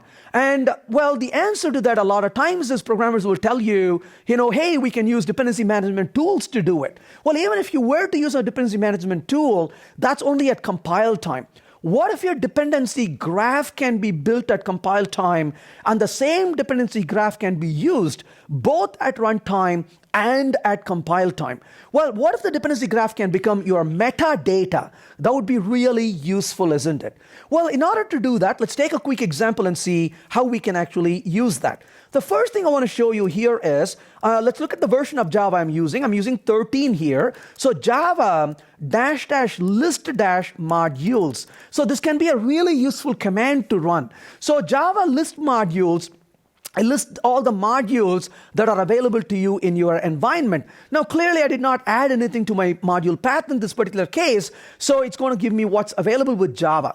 Now, of course, I can run this with the more command, and we can see that it's got Java base, Java compiler, Java naming, Java RMI, and so on. How many do we have? Well, in this particular version, I have 70 different modules, as you can see. Now, this depends on the version of Java that you're using. If you're using Java 9, you're going to see well over 90 modules. Java 10, you're going to see well over 70 modules. Java 13, of course, has 70 modules only. So in this case, these are the modules that are available with Java. And of course, if I added my own modules, that will come to this list add to this list, and those become available modules for us to use. So the list modules is a useful command to use to quickly find out what modules are available for your access at runtime. Now, having said that, of course, we want to build a module. So I have a little example here, a build.sh file. Now, I don't have anything really exciting here. I'm compiling all the files in the directory called first, and I'm creating a jar file called first.jar. That's all I'm doing. Now what I'm going to do here is to create a first directory and work with it. So let's create a directory called, in this case, a directory called, let's say, a directory called first. And in this case, I'm going to say com/Agile Developer. And then, of course, I'm going to create something called first inside of that. And let's go ahead and create a class in this case. I'm going to go to the first and say first.java. And I'm going to say simply a package called com/Agile Developer first. And let's say this is going to be a class. We'll call this class as first, and it doesn't have anything exciting other than a public string. We'll call it getinfo. The getinfo simply returns, let's say, this is first. We'll start with this as baby steps. So I'm going to just compile this on the command prompt. So when I run the build on it, all we got was an output directory with the mlib directory, and that directory, of course, contains the first.jar. Well, similar to this, let's go ahead and do create over here a second right here. And the second contains a com/Agile Developer. And I'm going to say second. And within this, I'm going to simply say second.java. So this is going to be a package over here. And the package is called second. But then within this, I'm going to create a class called second. And the second, let's say, contains a main function. And the main function simply says, I'm going to simply start up this one with an argument. Let's go ahead and say this is simply, let's say starting. So this is going to be the second one. We'll just say starting. That's good enough for our purpose for now. Let's go to the build. And let's build the second at this point. So this is going to compile everything from the second directory and bundle that to a second.jar. So nothing really exciting yet. So the code is being written much like the way we would normally write code, nothing really different at all in general. So as a result, we can write the code in a very similar way as to what we normally do. And of course, that's all we did right here. Okay, great. So I want to run this code. This is Java 13, as you can see, but I want to run the code in a very similar way as to what we normally do. So Java right here, minus class path, and then output mlib. And then, of course, in this case, I'm going to specify first.jar. And then let's go ahead and say the mlib directory /second.jar. And then we'll simply ask it to run second.second and execute that one. So shouldn't be really difficult to run that. Should be fairly straightforward. And it says starting. But I want to use the other object. How do I do this? Well, to use the other object, as you would expect, I put a class path, output mlib first.jar, but then I want to bring in the second and use it. So we'll go ahead and say import right here, and this becomes a com/Agile Developer first dot star. We want to use the first, but in this case, I'm going to simply say first over here. we'll say first is equal to new first, and we will ask it to output first.getInfo. So when we run this code, of course, this is life as usual. This eventually shows to us that you can write code like you normally do with nothing really different at all, if you will. So in this case, we created a new first object, Agile Developer first, and then of course I'm going to execute that first right in here and call the getInfo on the first. Let's see what the error says actually. So the error says does not exist. So let's go back to the code right here. And in the build, I say minus class path output mlib directory, pardon me, and go back and compile the code. And here comes the first. So you can compile the code and run the code. It's backward compatible. It seems to run just like the way it's supposed to run, isn't it? But what about modules? Well, modules follow the release equivalency principle. So in other words, you export packages, but you also require the entire modules. You never require parts of a module, but you require the entire module. Think of this as a handshake. You need to export what you want to export. You have to require the module. If you don't have both an export and a require, things won't work together. But for this, we're going to create a module really quickly. So how do we create a module? Well, before we talk about creating a module, let's think about one little detail. We have two worlds now. One is a module path, and the other world is a class path. So you have two of these worlds, module path and class path. The class path is the old stuff. The module path is where your modules can reside. But of course, you can take your modules and put them in the class path also. But what's going to happen when you run your code in the class path? That's the question we want to answer first. So to answer that question, let's go to the code getInfo first, and then we'll do a plus, and we'll say first.class.getModule. So we'll print the module information for this particular class. Similarly, we'll go to the second, and we'll say starting, and we will then output the first, but we'll also output second.class dot, let's say, get module, and print the module for the second. Now that I'm printing the module for the first and the module for the second, the question is, what module do they belong to? Well, it turns out that everything in the class path, so class path has a nice, what is called an unnamed module. So unnamed module, so what does that really mean? All the jar files that belong to the class path get together and form this very happy family of unnamed module. So there is one unnamed module in your application. So if I go back and run the code this time, what do we get? Notice it says this is first an unnamed module, and then this says unnamed module for the second. But look at this number and look at this number. They are the same. That tells us that both first and the second are running as unnamed module. So anything in the class path belongs to this one happy family called unnamed module. And unnamed module is the least privileged, if you will. So that's basically in the class path. On the other hand, you can take what is in your jar files without doing any work at all, but you could put them into a module path. So I'm going to say echo running, let's say running, we'll say running in the class path, or as against that, what you can do is running in the, we'll say, module path. So I'm running this in the module path, and so I'm going to say Java minus P for the module path, and you don't have to list everything one at a time. You can simply provide the path and be done with it. But this time around, I need to be able to run this, but you have to say module name slash, and you have to specify what the name of the module is, and then be able to run it.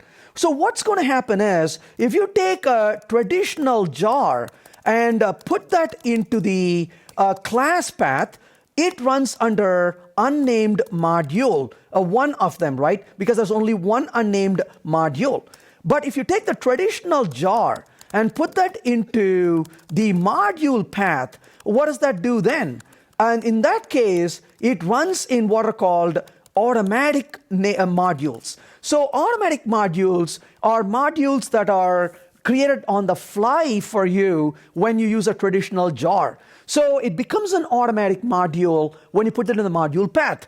But when you do, when you execute it, you need to specify what the module name is. And so what is the name of the module at that time? Well, there are two ways to know what the name of the module is. One way to know is to use this beautiful approach called let me guess it. And this is going to be painful because every time we guess it, it can become annoying. We could get it wrong. I'm not a big fan of guessing things. So here comes another command line option that can be really useful. So you can say jar minus f, output mlib, first.jar, and then the minus d option. The minus d option is a way to examine the metadata of the module graph. So because module graph is now part of the metadata, you can query that and say, give me a list of all those for me. I want to take a look at it. So when you run this code, you can see no module descriptor found, derived automatic module, and says the name of the module is first and it's automatic. Similarly, if you run this one here and then ask it to run for second, you will notice it says this name is called second. So that's the name that this automatic module contains. So you can use a minus D option to find out what that name is. So now that you know what the name is, you can simply say second, that's what I want to run.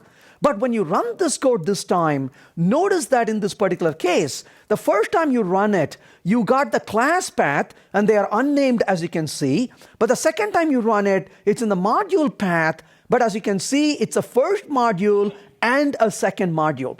I mean, just to clearly illustrate this, I'm going to do one more thing here.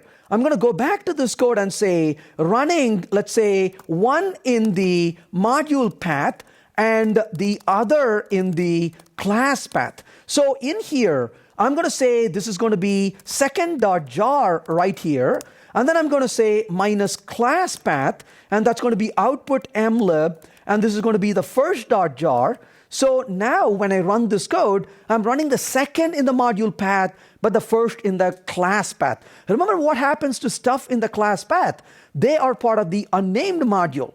So it should be no surprise here. When I run the code, the last output here, so running one in the module path, the other in the class path, it says first is in the unnamed module, but second is in the module called second, which is automatic. So what we saw so far is you have an unnamed module on one side, you have the automatic module on the other side if for a traditional jar. But you can also use what is called an explicitly named module. So how do we create an explicitly named module? I'm going to first of all go back to the build file right now. Let's remove all of these things right here. So once we remove all of this, I'm going to run this as a module itself. So I'm going to use a module path alone right there. But this one, I'm going to change the name of this. And I'll call this as my module. That's the name I'm going to provide for it. Usually it will be company name dot whatever. But in this case, I'll just call it my module. So the way we're going to do this is the following. I'm going to go to the first one first, and we're going to create a file called module-info.java. The module info.java says module. What's the name of the module? I'm going to say the first. That's the name I'm going to provide for that particular module. I just called it the first. Similarly, I'm going to edit the second over here, and the second says module-info.java. So this is module, and I'm going to say my module. That's the name I gave for that. And that's my module again. So now I have two modules with me. How do I compile this code for the two modules? So when I do the Java C on the first one, I just compiled it. But when I compile the second one, I do a minus P and put the first.jar in the module path, and then I'm compiling the second one. What's going to happen if I compile the code this time? When I compile the code, unfortunately, this time, I got an error. Well, what does the error say? Agile Developer first is not visible. And then it tells you package first is declared in the first. But the module, my module, does not read it. Let's pause and give credit where it belongs. For the first time ever, an error message we can actually understand. Right? Usually when I have an error message, I got to call 7 of my colleagues and say, what do you think about this? This one pretty much lays it out very clearly, isn't it? And it says, hey, you can't use it because you're not reading it. Oh, thank you. I'll go ahead and read it now. So I go to the second, my module, and say requires and requires what? Com Agile Developer, the first. I'm going to require the first module. Now when I go back and execute the code, it gives me a different error. It says first is not visible, but why? The package first is declared in the first, which does not export it. So if you don't export something, you cannot use it on the other side. All right, so I'm going to export it. So exports, and this is going to export, and what am I going to export? Com Agile Developer first. So I'm going to export the first right here from this direction. So if I go back and compile the code this time again, what does this do now? Oops, I made a mistake there. So this is going to be in the module info on the first. So this is going to be module info, and I'm going to say export com Agile Developer first is what I want to export at this point. So go ahead and run the code this time, and you can see the code is working. So starting, this is the first module, but notice the name of the module now. It's no longer an automatic module. In fact, because it's an explicit name module, you can say jar minus f output mlib first.jar minus d. It tells you the name is no longer automatic. It is the first, com.agiledeveloper.first. Similarly, if you go back here and find out the second.jar, you can see the name is my module and no longer the second. So these are explicit name module that were provided. Now, explicit name modules, of course, are going to make sure that you are getting the proper permission to call them. And as a result, if you're trying to access something that's not available to you, you're not allowed to access that, both at compile time, at runtime. It's going to guard you. Now, one of the benefits of this approach is not only can make the code a little bit more secure, but it also gets to a fail fast approach. So to understand this, let's go back to this code for a second. Let's go ahead and run this code right now. Notice it ran and produced the result. But what if we don't have, let's say, output mlib first.jar? That's gone. If you look at the output directory, I only have a second.jar. Now, how does the old version of Java work? The old version of Java will start running your code, isn't it? And it runs your code for a while, and then suddenly it makes a request, couldn't find it, and it's going to bail out. Well, that's cruel, because this program runs for several days. At that fateful moment at 2 a.m. on that Wednesday, somebody clicks a button, and it tries to access a piece of code that doesn't exist, and then you get a call from the office, right? Hey, come and fix this stuff. Well, that's not what you want. You want fail fast, and you want the code to be very reliable. What the good news is, the module graph is part of the dependency right now, baked in as a metadata. So as a result, this can find out if everything that's needed is there or not. As an example, if you say jar minus f output mlib, and if you go to the second.jar with a minus d, notice it says it requires the first. So if the first is not available, why bother even running it?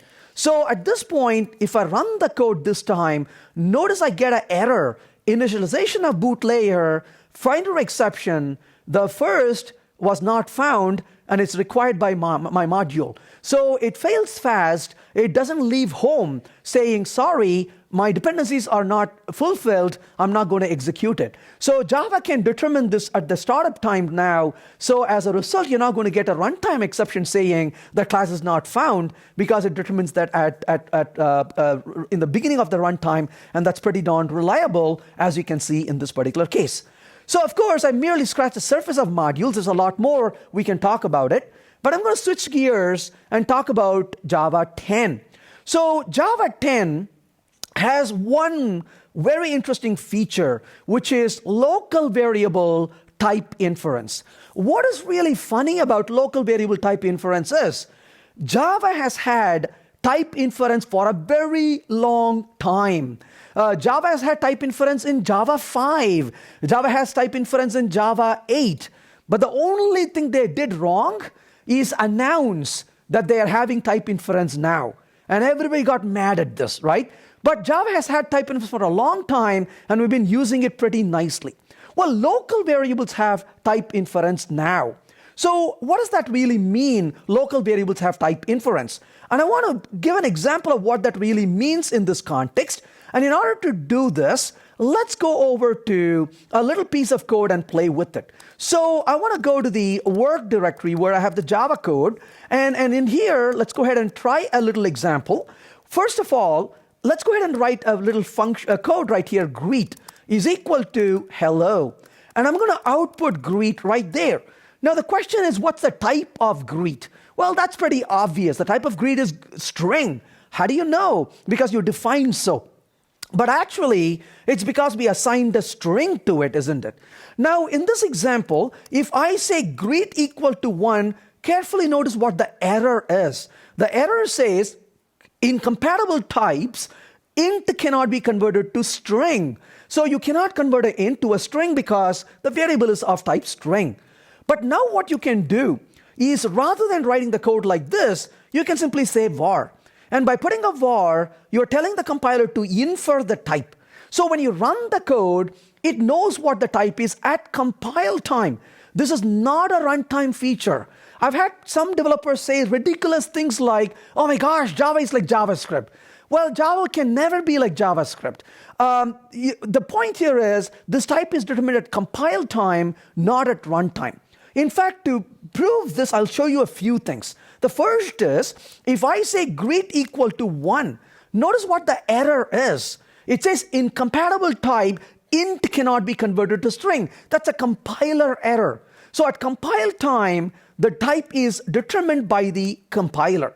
In fact, to go a little further with this, let's go ahead and say string for a minute. When you put a string or you put a var, the compiler knows the type at compile time. And just to illustrate this point, if I put a string here and execute the code, you can see that. I go to the command prompt, I say java p minus c. Well, I want to examine the bytecode.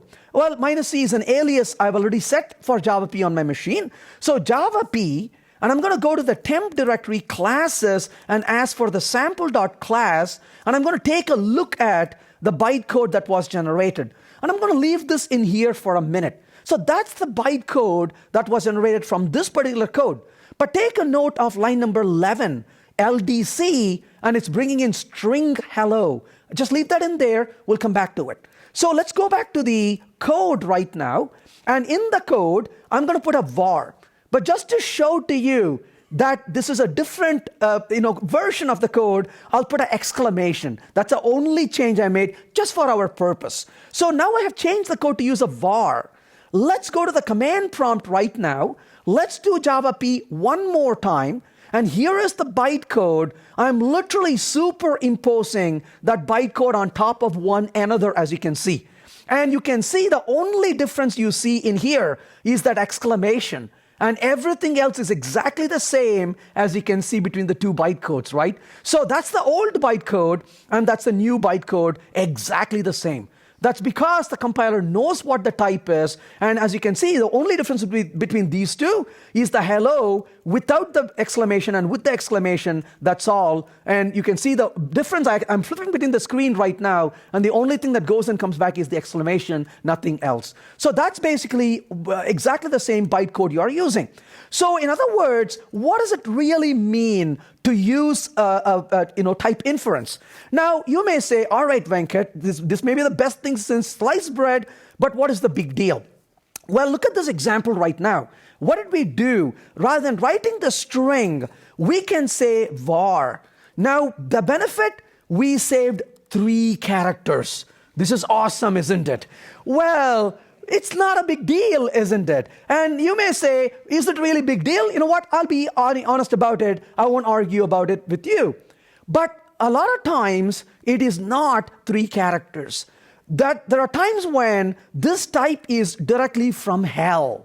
And you have something like map angle bracket, some other type angle bracket, and then it keeps on going, isn't it? Comma list angle bracket, and then there's more to it. And then you stop and say, do I need one more, or do I remove it? And then you go home at the end of the day, and the family looks at you and says, what's all this scratch on your body? You say, oh, all that angle bracket had to work all day with it. When you have code like that, you say, never mind, I'll just use a var. Now, I know what you're thinking. You're thinking, oh, come on, Venkat, that's not really true. When I write code, I don't write that at all. I write the right side of it, and then I gently right-click on my IDE, and then it vomits the type on the left side. You know what? That's a vomit with a permanent marker. You can never remove it. And the point I make is, people often ask me, is this good or bad? And I will give you an analogy to this to illustrate whether it's a good or bad. I've lived in different cities in my life. I travel almost continuously. And I go to some cities the very first time, and then I go to cities that I've been to several times. And I always look back at my experience.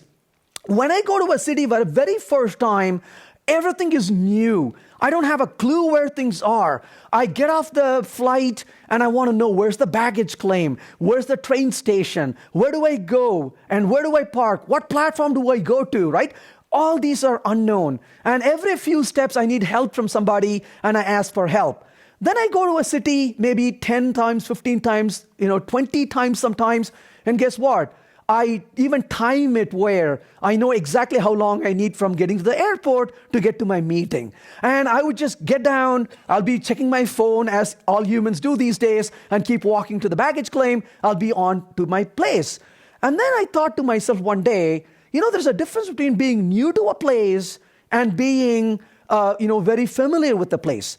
And when I'm new to a place, what do you need? When you're new to a place, you need signpost. You need signpost every corner you turn. Hey, where's the baggage claim? Oh, there it is. Thanks for the signpost.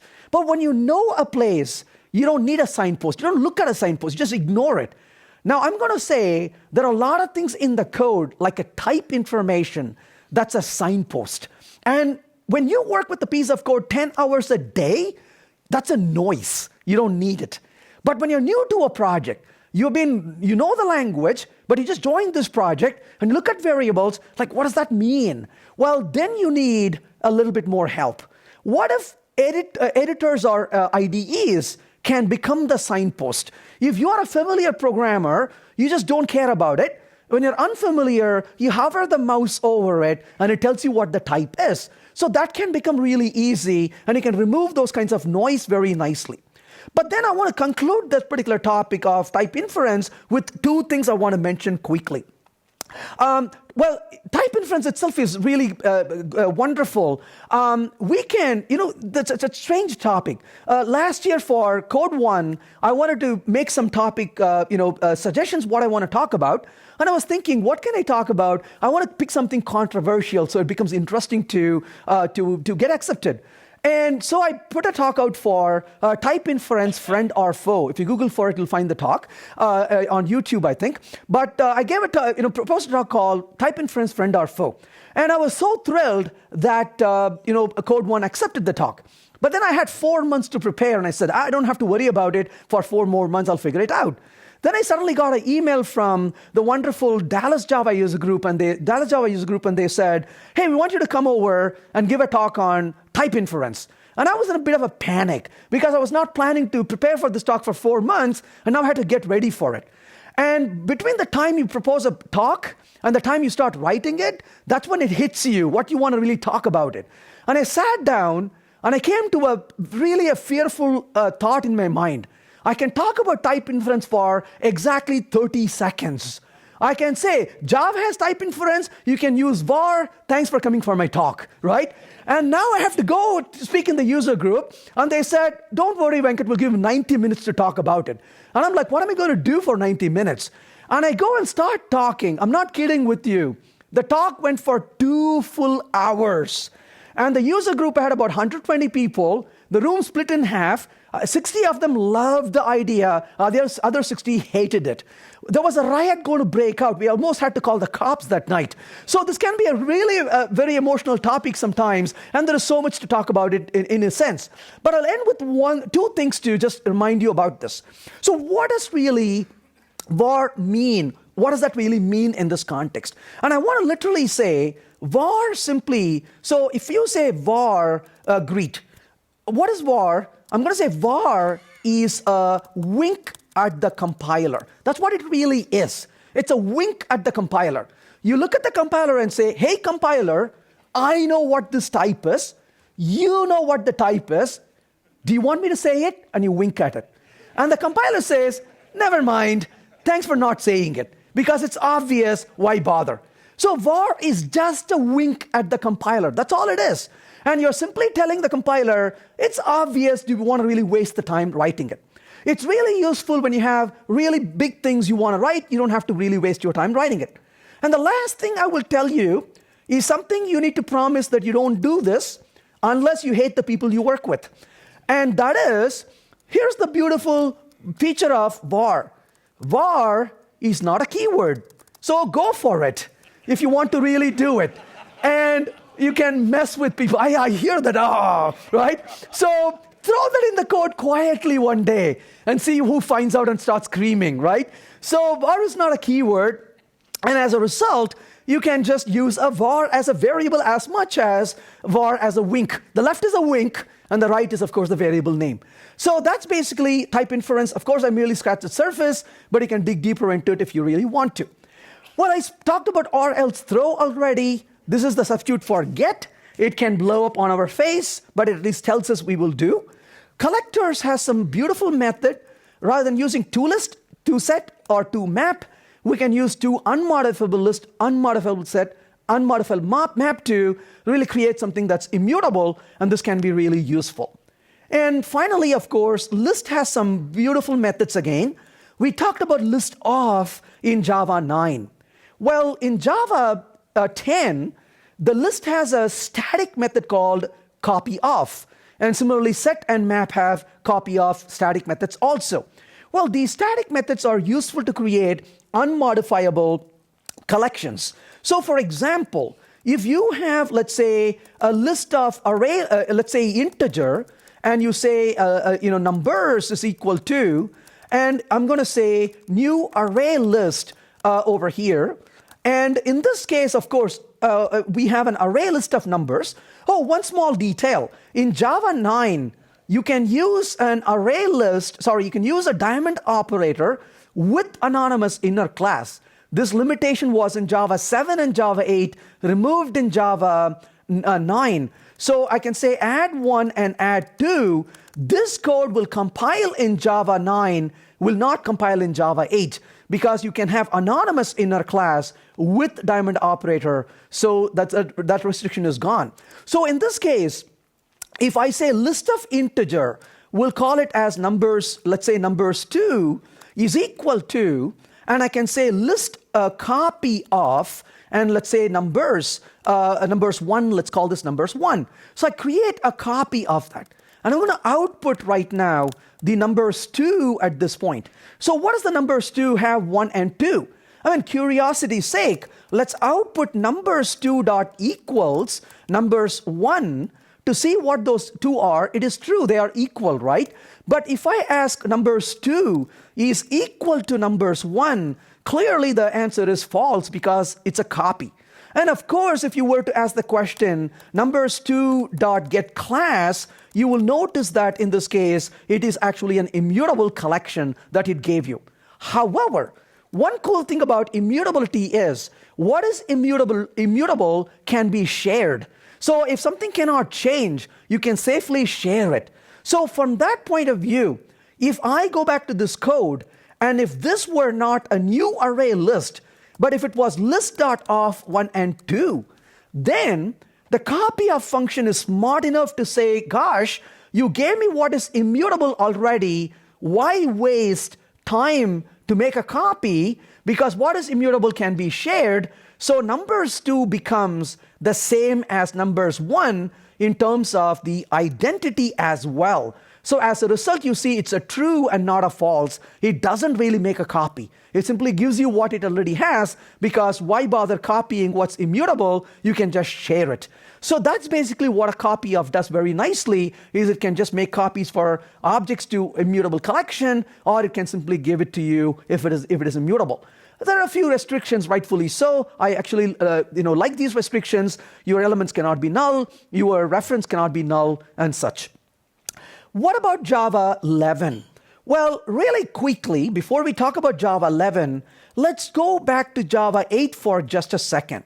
If I say integer right here, let's say numbers is equal to list of, let's say, 1, 2, and 3. I want to iterate over these values. So numbers dot for each. And I'm going to say here, oh, integer element, and I want to output the element. While this code will work, what a waste saying what the type is, because it's so darn obvious, isn't it? So what you can do is you can write the code like this, and you can simply say, here comes an element, and I want to simply output the element. And that is type inference for Java 8. And Java 8 says, don't bother, I will infer the type of E to be an integer, you don't have to worry about it. So obviously the question is, which one would you prefer? My preference would be to use the last one most of the time. But there is one problem with the second approach.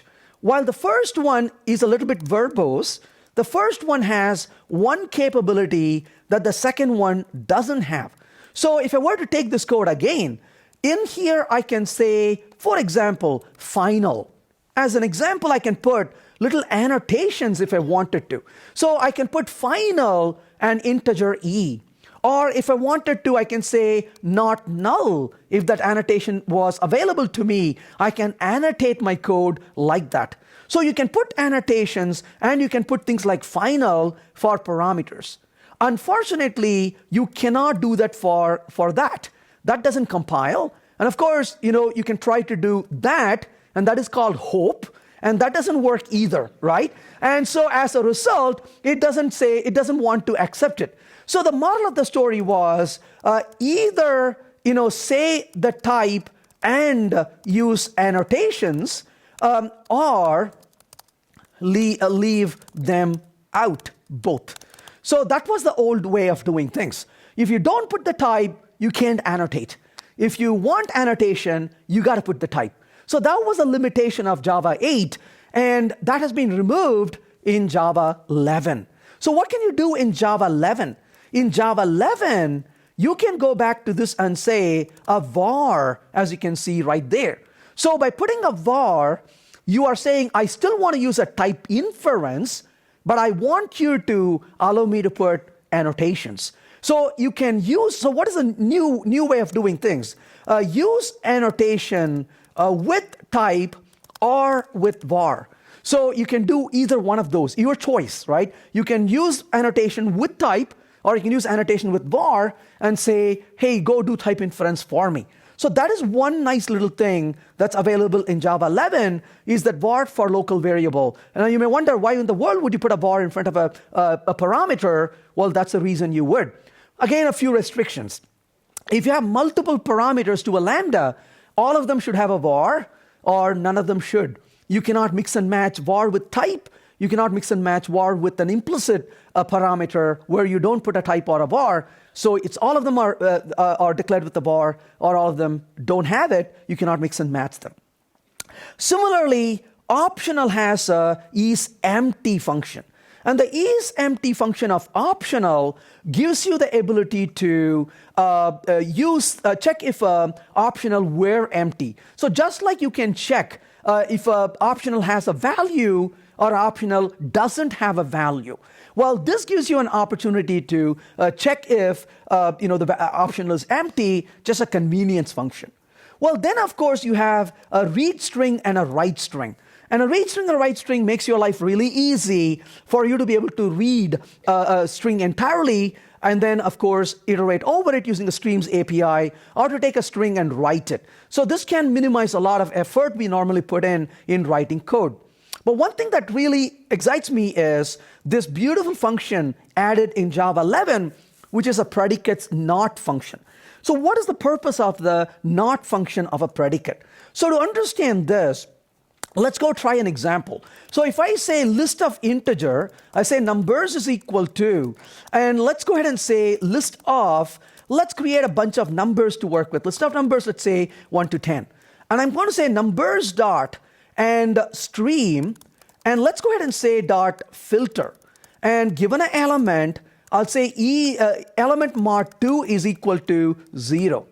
And then I can say for each, let's say system.out.println, and I'm going to print it.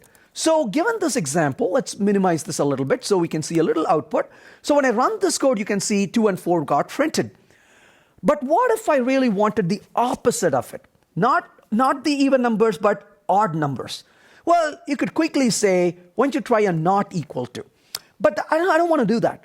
What I want to do is to take a predicate, but I want to reverse it. Why? Because I want to easily try. What happens if I change it? What output do I get with and without it? So I want it to be easy to change this. Similarly, you may have a situation where you are, instead of doing that, using a method reference. So sample, let's say, colon, let's say, in this case, is even. So I got two functions, is even and of course the other one.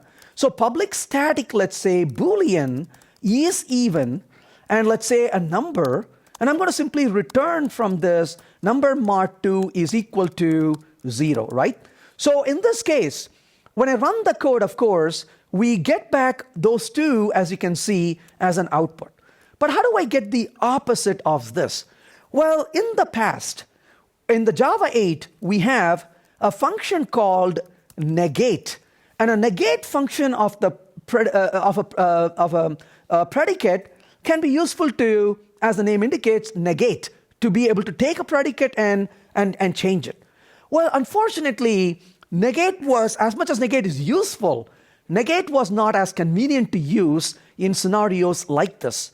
For example, how do I use a negate in this particular example if I want to just flip and use the opposite of this? Well, sadly, the first thing you have to do is predicate. An integer right there, and this becomes a predicate that you want to bring in first of all. So you're performing a typecasting of that predicate right in there. So where's the predicate coming from?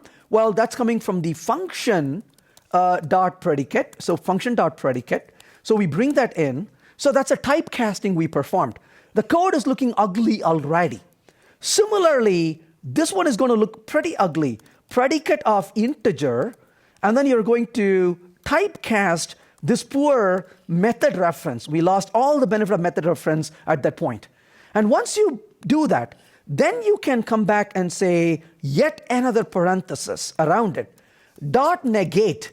And then, of course, you can come back here and say, this is going to become yet another, and then you can call negate on it. So when you run this code, you can see the opposite of that. But the problem is, that's not a code we want to look at. That's so really verbose, and it feels really bad. Nobody's going to get proud writing this code, right? I always challenge my programmers. If they write code like this, I say, put this on your resume. And they're like, no, then why are you writing it? So this is really bad code, isn't it? Why write bad code that you don't want to show to public? So the point is, this is really awkward. What do we do? Well, good news, you don't have to work so hard. Let's roll that all the way back.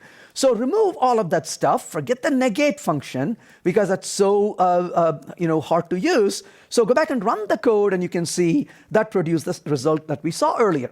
But the beauty is you can come down here and you can say import, and I'm going to say static.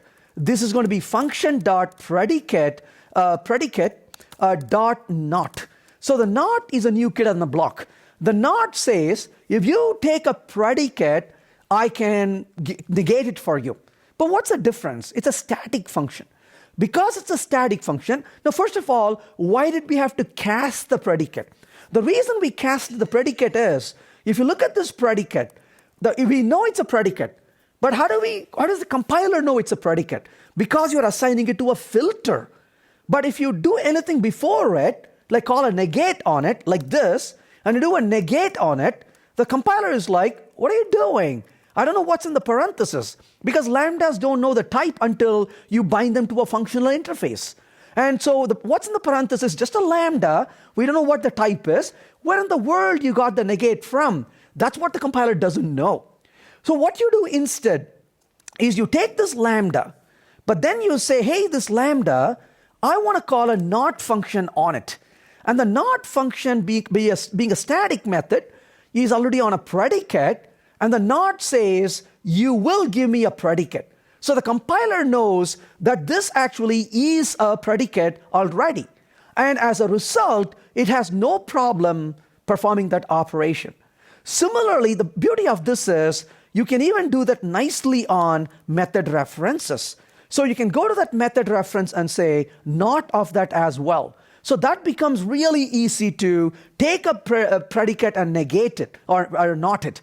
Now, the benefit of this is usually when you're writing code, you look at this and say, what does it do? Oh, it gave me this result. Oh, I wonder, what will it give me if I change the predicate? Well, that becomes really easy to change it and quickly get the output rather than having to sit there and mess with the Lambda itself or mess with the negate as we did before. So that can be really, really easy to work with. So that's an example of how you can use the predicates not function. Well, the string also has a few enhanced functions as well. One of them is the lines function. Well, the lines function gives you, oh yes, please. So we have two ways of doing something. Yes, that's right. One better way and one not so good way. Will the not so good way be deprecated then? No, it's got use for it in a limited situation. One is a static method. The other one is a default method. The negate is a default method. And a default, because it's a default method, so the question is, we have not and negate. Not seems to be better than negate. Or are we going to deprecate negate? That's a question. So the answer is, well, not is a static method, negate is a default method. If you have a predicate with you already, knowing that it's a predicate, you can easily call a negate on it. And that's pretty useful.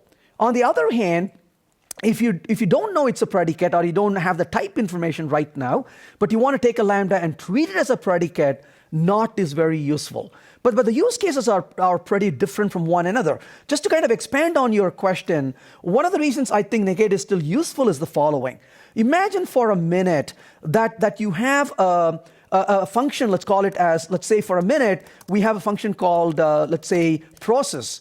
And the process function says, give me a value n, give me a message, we'll say MSG over here, we'll call it as message, and then let's say predicate of integer, and we'll call it predicate. So I have these three things given to me, right? So when I have these three things given to me, I can do the following. I can bring in the function dot predicate, bring that in here. So then, if I were to do the following, I say output n plus, let's print the message, if you will, message, and then plus, let's say, a little predicate, let's say dot test, and ask for the value n. So given this, I can do the following, right? I can create a predicate, and the predicate integer, we can say is even, is equal to, given an element mod 2 is equal to 0. So what I can do then is I can say, call the process function, send a 5, and is even, and then I can say comma. And this basically is going to say is even, and I'm going to pass the is even predicate to it. So the benefit of this code is, it can say 5 is even, which is false.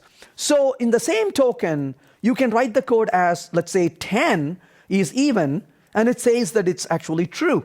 But the benefit of this is, you can combine this to say, for example, let's say E is greater than 5, and I'm going to simply say E is greater than 5. Well, I can use those two now. So grab this one and say 5 is greater than 5. And then, of course, I'm going to say E is greater than 5. And then take this one again and do the 10 on it. And I'm going to say 10 is greater than 5. And, of course, that's going to be 1 is false and 1 is true. So then, what if we were, let's change this to a 4, if you will. And so 1 is true and 1 is false. We can see that very nicely. So, but then, one of the reasons I like those functions is this. If I say process, and I'm going to say 5, and 4 is, let's say, even, and let's say greater than 5. So how do I do even and greater than 5? Well, a misguided effort, in my opinion, is to put an element E and say E is mod 2 is equal to 0 and E is greater than 5. This will lose all our friends if we write code like this, isn't it? That's so odd. We don't want to write code like that. So what do we want to do instead? We can simply say here, is even and is greater than 5. This becomes a really nice way to combine them together. Well, the benefit now is I can say 5 is even and less than or equal to 5. Well, guess what? I can say negate right there. So negate has a purpose for that, right? Becomes nicely easy to combine it. Sure, you could use a not, but in this case, you don't have to do a static import because you already have an object with you. So a default method comes in very handy. So I like negate, but it's just that not convenient in some context. So in this case, of course, you can do a negate on it and say, here is my predicate, but I want the opposite of it. So that's still useful, and it knows what this is based on the context because we already have a type assigned to it. So there's benefits to using it. So I don't want to go to the extent of deprecating it, but I'm glad that they provided an alternative because it's a place where there is noise, we can get some fluent code as well. So that's pretty nice. So that's basically an example of where we can use the predicate. Well, lines is useful to stream over lines, and we can get one line at a time, and we can process it. And as a result, it gives us the benefit of fluency again. And I always wanted to do this in Java. And finally, we can do this. I'm so happy. So we can say ho dot repeat, and we can now say 3, and we can have ho ho ho. So that's awesome, isn't it? So we can actually use the repeat function to run it. So one of the things is, if you really think about it, the world is a different place today than it was maybe 15, 20 years ago. I say some of the people are old guys like me or old gals like me, and the point is we've been writing code for a long time in Java, and then we say, yeah, we can take it. And one of the things often people say, it's not that bad, right? Well, that's like a frog being boiled in water. We don't even feel it.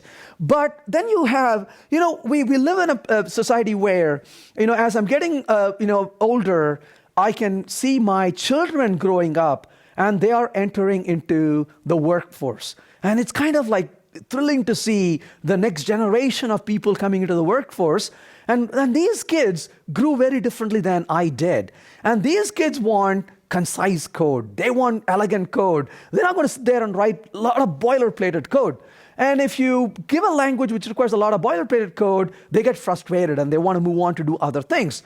So if Java has to sustain the pace of change and the needs of the programmers in the future, Java has to focus on becoming concise and expressive and fluent as well.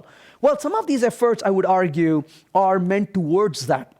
So whereas you would have written about 15, 20 lines of code before, you can just accomplish that with 1 or 2 lines of code because it raises the level of abstraction. And as a result, it becomes a lot more easier to write that code rather than having to sit there and write every single line of code all by ourselves. So I think that these are really useful because, a lot of times that's what we do, right? When you're writing code, you know exactly what you want to do, but you don't want to do that by writing 15, 20 lines of code. You want to just get your work done. And what do we normally do? If we find that a method is not available, we usually write that once, and the second time we need it, we take that and put that into a function, and then we end up reusing it. Well, which is great. That's a good thing to do. But then we tend to do this on every single project. What if this can be taken into a JDK itself, and that becomes a lot more easier to use? Well, that's why we have things like Commons library. So they did quite a really good job by taking what's really commonly needed, and Apache Commons, for example, provides those things. But what if the language itself, the JDK itself, can evolve to make a lot of things that are pretty much expected and make them available? That becomes a lot easier for us to work with. And that's basically some of these methods that are really useful. And given that, one of the other things I want to talk about is Java 12. And Java 12 is moving in a really good direction in terms of eventually what we're going to be enjoying, which is powerful pattern matching. Now, yes, please. Excuse me. Yes. This is meant for pattern matching. Why is it called switch expression? Yeah, because it's a transitional path. They're not going to be able to do this in one shot. Well, a couple of different reasons. It's a huge change. And anytime you take a huge change, one of the things we want to do is to get feedback and see how things are going. Secondly, one of the other approaches, if you're going to do something really big, why not really start getting its benefit early on, and you don't have to wait that long to see the benefit? So on one hand, you can get feedback early. On the other hand, you can also have things you can use early as well. So you don't have to use pattern matching for everything. But you can all, at the same time, reduce the verbosity of the code we already write as well. So even without pattern matching, this change is still useful, right? So it's a pathway to some better destination, but that pathway is still a useful pathway to go to. That's the reason for it. So essentially, what do we have in Java? This was a bit of an aha moment for me. This is one of the fun things of learning, because sometimes we may be doing something for a while, but then we suddenly wake up one morning and look at things in a little bit of a different light than once we may have done. And for me, the aha moment is when you look at programming languages have, various constructs, but I came from a language background of, my background was mostly languages like C++. That's where I spent most of my time on. And I programmed in C++ for a very long time. And then I picked up Java, picked up C#. And then as time went on, I started learning languages like Erlang and Haskell. And as I started learning these languages, I began to realize how different these languages were compared to the languages I was predominantly programming in. But then one thing I realized was something that blew my mind is a lot of these languages we program have statements, and they also have expressions. And so we kind of use them, statements and expressions, but sometimes we may not pause to deeply think about them. But on the other hand, what we think of a statement, what if they become expressions? What would happen? So it turns out some languages predominantly have expressions, and they don't even have statements. Now, what is a statement versus what is an expression? Well, there is one characteristic of a statement that really annoys me, and that is, by definition, statements force side effect, right? So if you really think about it, what does an expression say? An expression says, you call me, I'll do some work, and I will return the result to you. What does a statement say? You go to a statement and say, statement, do this for me. And the statement says, yep, I'm done. Well, thanks, statement. What was the result? I won't tell you. You go get it yourself. That's what a statement does, right? Because a statement doesn't return a result to you.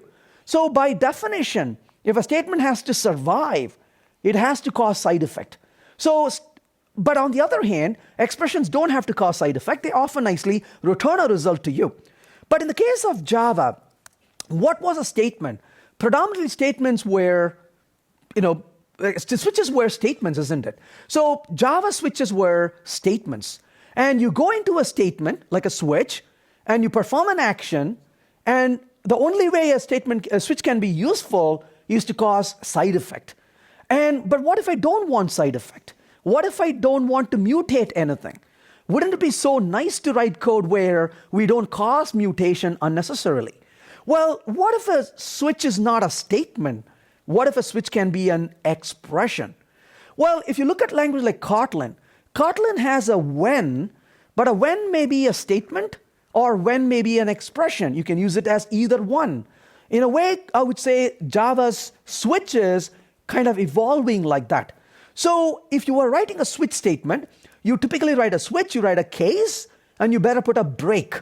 And if you don't put a break, it flows through the next one. And that can be annoying, can lead to bugs in code as well. Well, in the case of Java, though, it has evolved right now. Suppose I say a greet is equal to, let's say, hi for a minute. So I'm going to say a string result is equal to, and I'm going to output the result in the very end of this. So output the result. But the question is, what is the result? What am I going to see with the result? What am I going to see as an output? Well, in this case, I want to see the output of a result as, what if I say switch, and then I say greet? So just stop right there for a second and take a look at it. Well, switch becomes an expression in this case. So the switch expression says, if you call the switch, it will run something and return a result for you, which is in this case saved into a result. Which means you can even return from a switch in a function. So if the last thing you want to do in a function is a switch, put a return and put a switch, and whatever you're going to do, it's going to return from there. So what can I do in this case? I can say case, and I could say this is a high. Well, if it's a high, what do I want to do? I can simply say, hello there. Or what if it is not? What if it is, howdy? Well, I could simply say, maybe, simply say hi there for this one. And I could say, for example, howdy, a partner. So I can write, right, anything I want to do in this particular case. And then default, and then what do I do if it is none of that? I could say, yo. So essentially, you can return different types of values from that. So this really says, what if we can start writing a switch like it is an expression within that?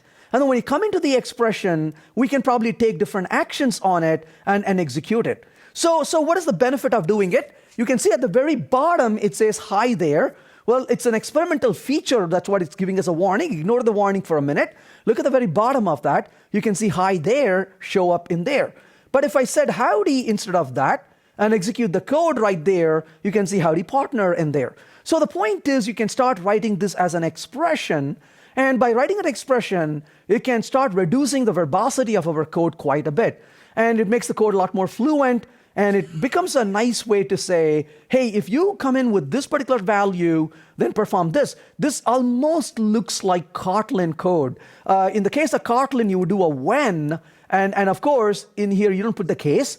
In the case of Scala, this looks very similar to this as well. So these are languages that can easily influence each other and inspire each other, but that can be the pathway to write something very concise. So switch becomes an expression.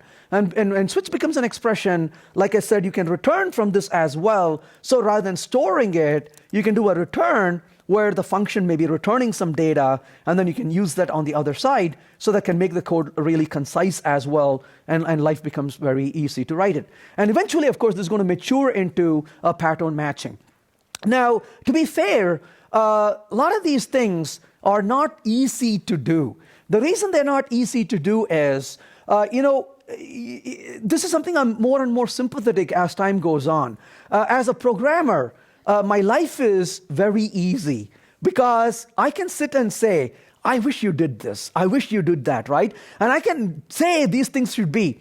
But if I'm going to sit back and write the grammar for a language, if I'm going to implement a programming language, that is enormously complex. Now, on this other note, imagine if you're hired into a project, and imagine this is a greenfield project. And if the greenfield project, no code exists, and I give you 7 features, you will happily sit down and write the 7 features and go home, right? But if you are hired into an existing project, and that existing project has been around for 10 years, 20 years, and I ask you to add 3 features into that code, you start cursing right away, isn't it? Because it's incredibly hard to make change to legacy, but it's so easy to do something greenfield. Now you're taking Java that's been 20 years out, and you're asking Java to add features that are going to work with existing features. Well, if you want to have legacy to deal with, guess what they have to deal with, right? And I remember Brian Gates saying this one time, which really blew my mind. He said, when you introduce a feature into a language, you have to worry about how that feature is going to affect every other feature that will come later. And that is one of the things you have to be careful about, because what you do today can limit what you can do in the future, much like what you did before may limit what you do today. So that is what the legacy really causes for us, becomes a pain. And as a result, we have to be sympathetic to that. It takes time to really add these features. A newer language can maybe easily do this, but an existing language like Java is not going to find such an easy time to do it. They got to be very careful introducing these features and understand all the side effects and all the consequences and the ramifications. You cannot, as humans, we are good at what we do, but we cannot think of all possible things. And how many times we put things out and say, oh, wait, I never thought that would work that way or behave that way. Well, that's a situation. Having that feedback is something extremely important for us to be able to have. And then finally, of course, Java 13 has one other nice feature. This was supposed to be part of 12. This also goes back to that release cadence and how very agile and flexible they are. I truly appreciate that when they do that. Because as they were nearing the release of 12, they found out that originally they were really interested in introducing raw strings, and then they realized that what they really wanted was not a raw string, but a multi-line string. And when it comes to a multi-line string, some languages offer what are called here docs. But Java has a multi-line string, but the multi-line string that Java has is actually pretty darn good. Because when I use here docs in other languages, I often hate when the indentation kind of messes things up. And I have to write a little bit of an extra code to deal with the indentations. But in the case of Java, I think they've done something really sensible in terms of realizing that an indentation is not necessary when it is within a function, and they take a genuine effort to remove it. So as an example, if you will, let's say I'm going to say string, let's create a message and is equal to, I'm going to say 3 double quotes. And then I'm going to end it with 3 double quotes right there. And then I'm going to output the message that we have at the very end of it. Now, excuse me, in the past, what did we do? We wrote code with a plus equals to, plus equals to, plus equals to, and what a noisy piece of code we all wrote, nothing we were very proud about. Well, now we can actually write it like this. You can say over here, this is a first line, this one is a second line, and this is a third line.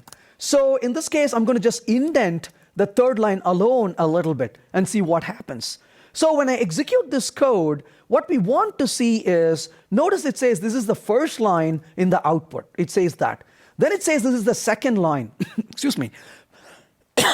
And then if you notice, that indentation is different for the third line, but at the same time, notice the indentations. The indentations can be ignored based on where you're starting the very first line. So it makes a sensible assessment and say, if you're deep down into a nesting, we don't need to preserve all that indentation. So if the lines are all lined up, they're going to line up nicely with very less indentation for you, so they can manage that pretty nicely. So it becomes a lot easier to work with.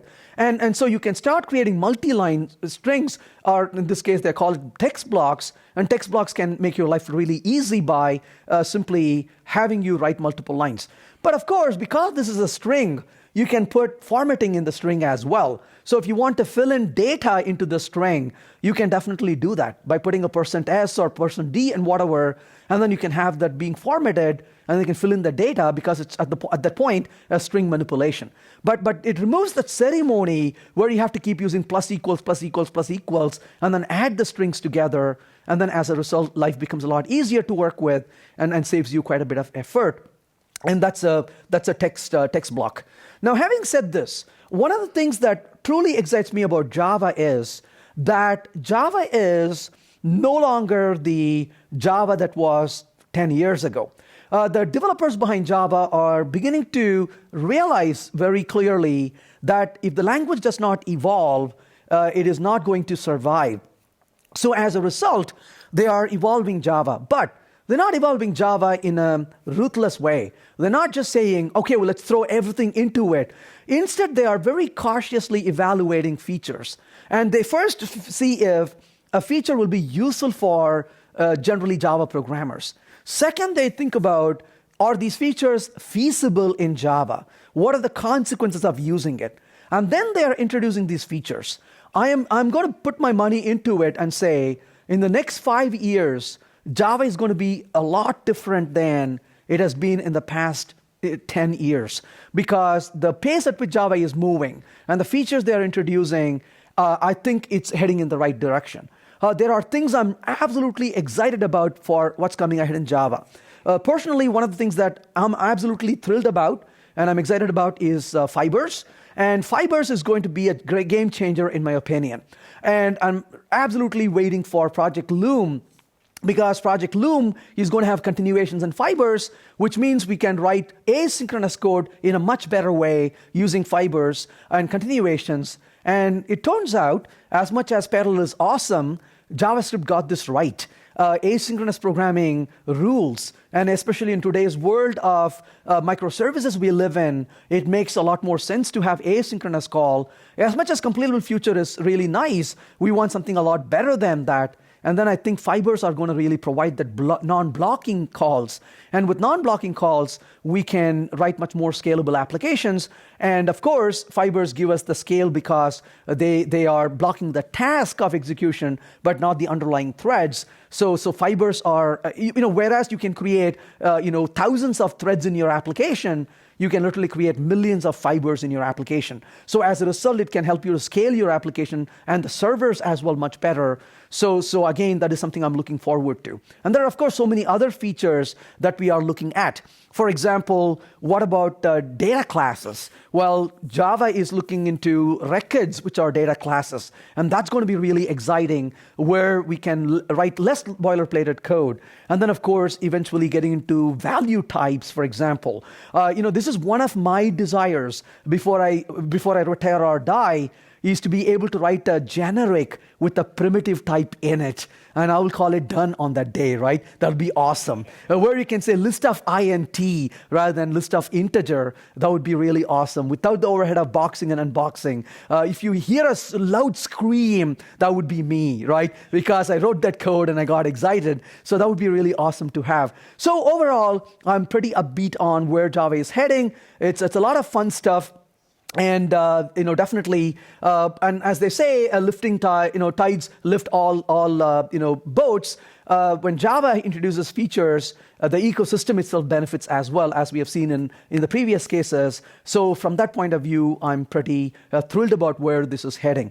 So that's all I have. Hope that was useful. Thank you.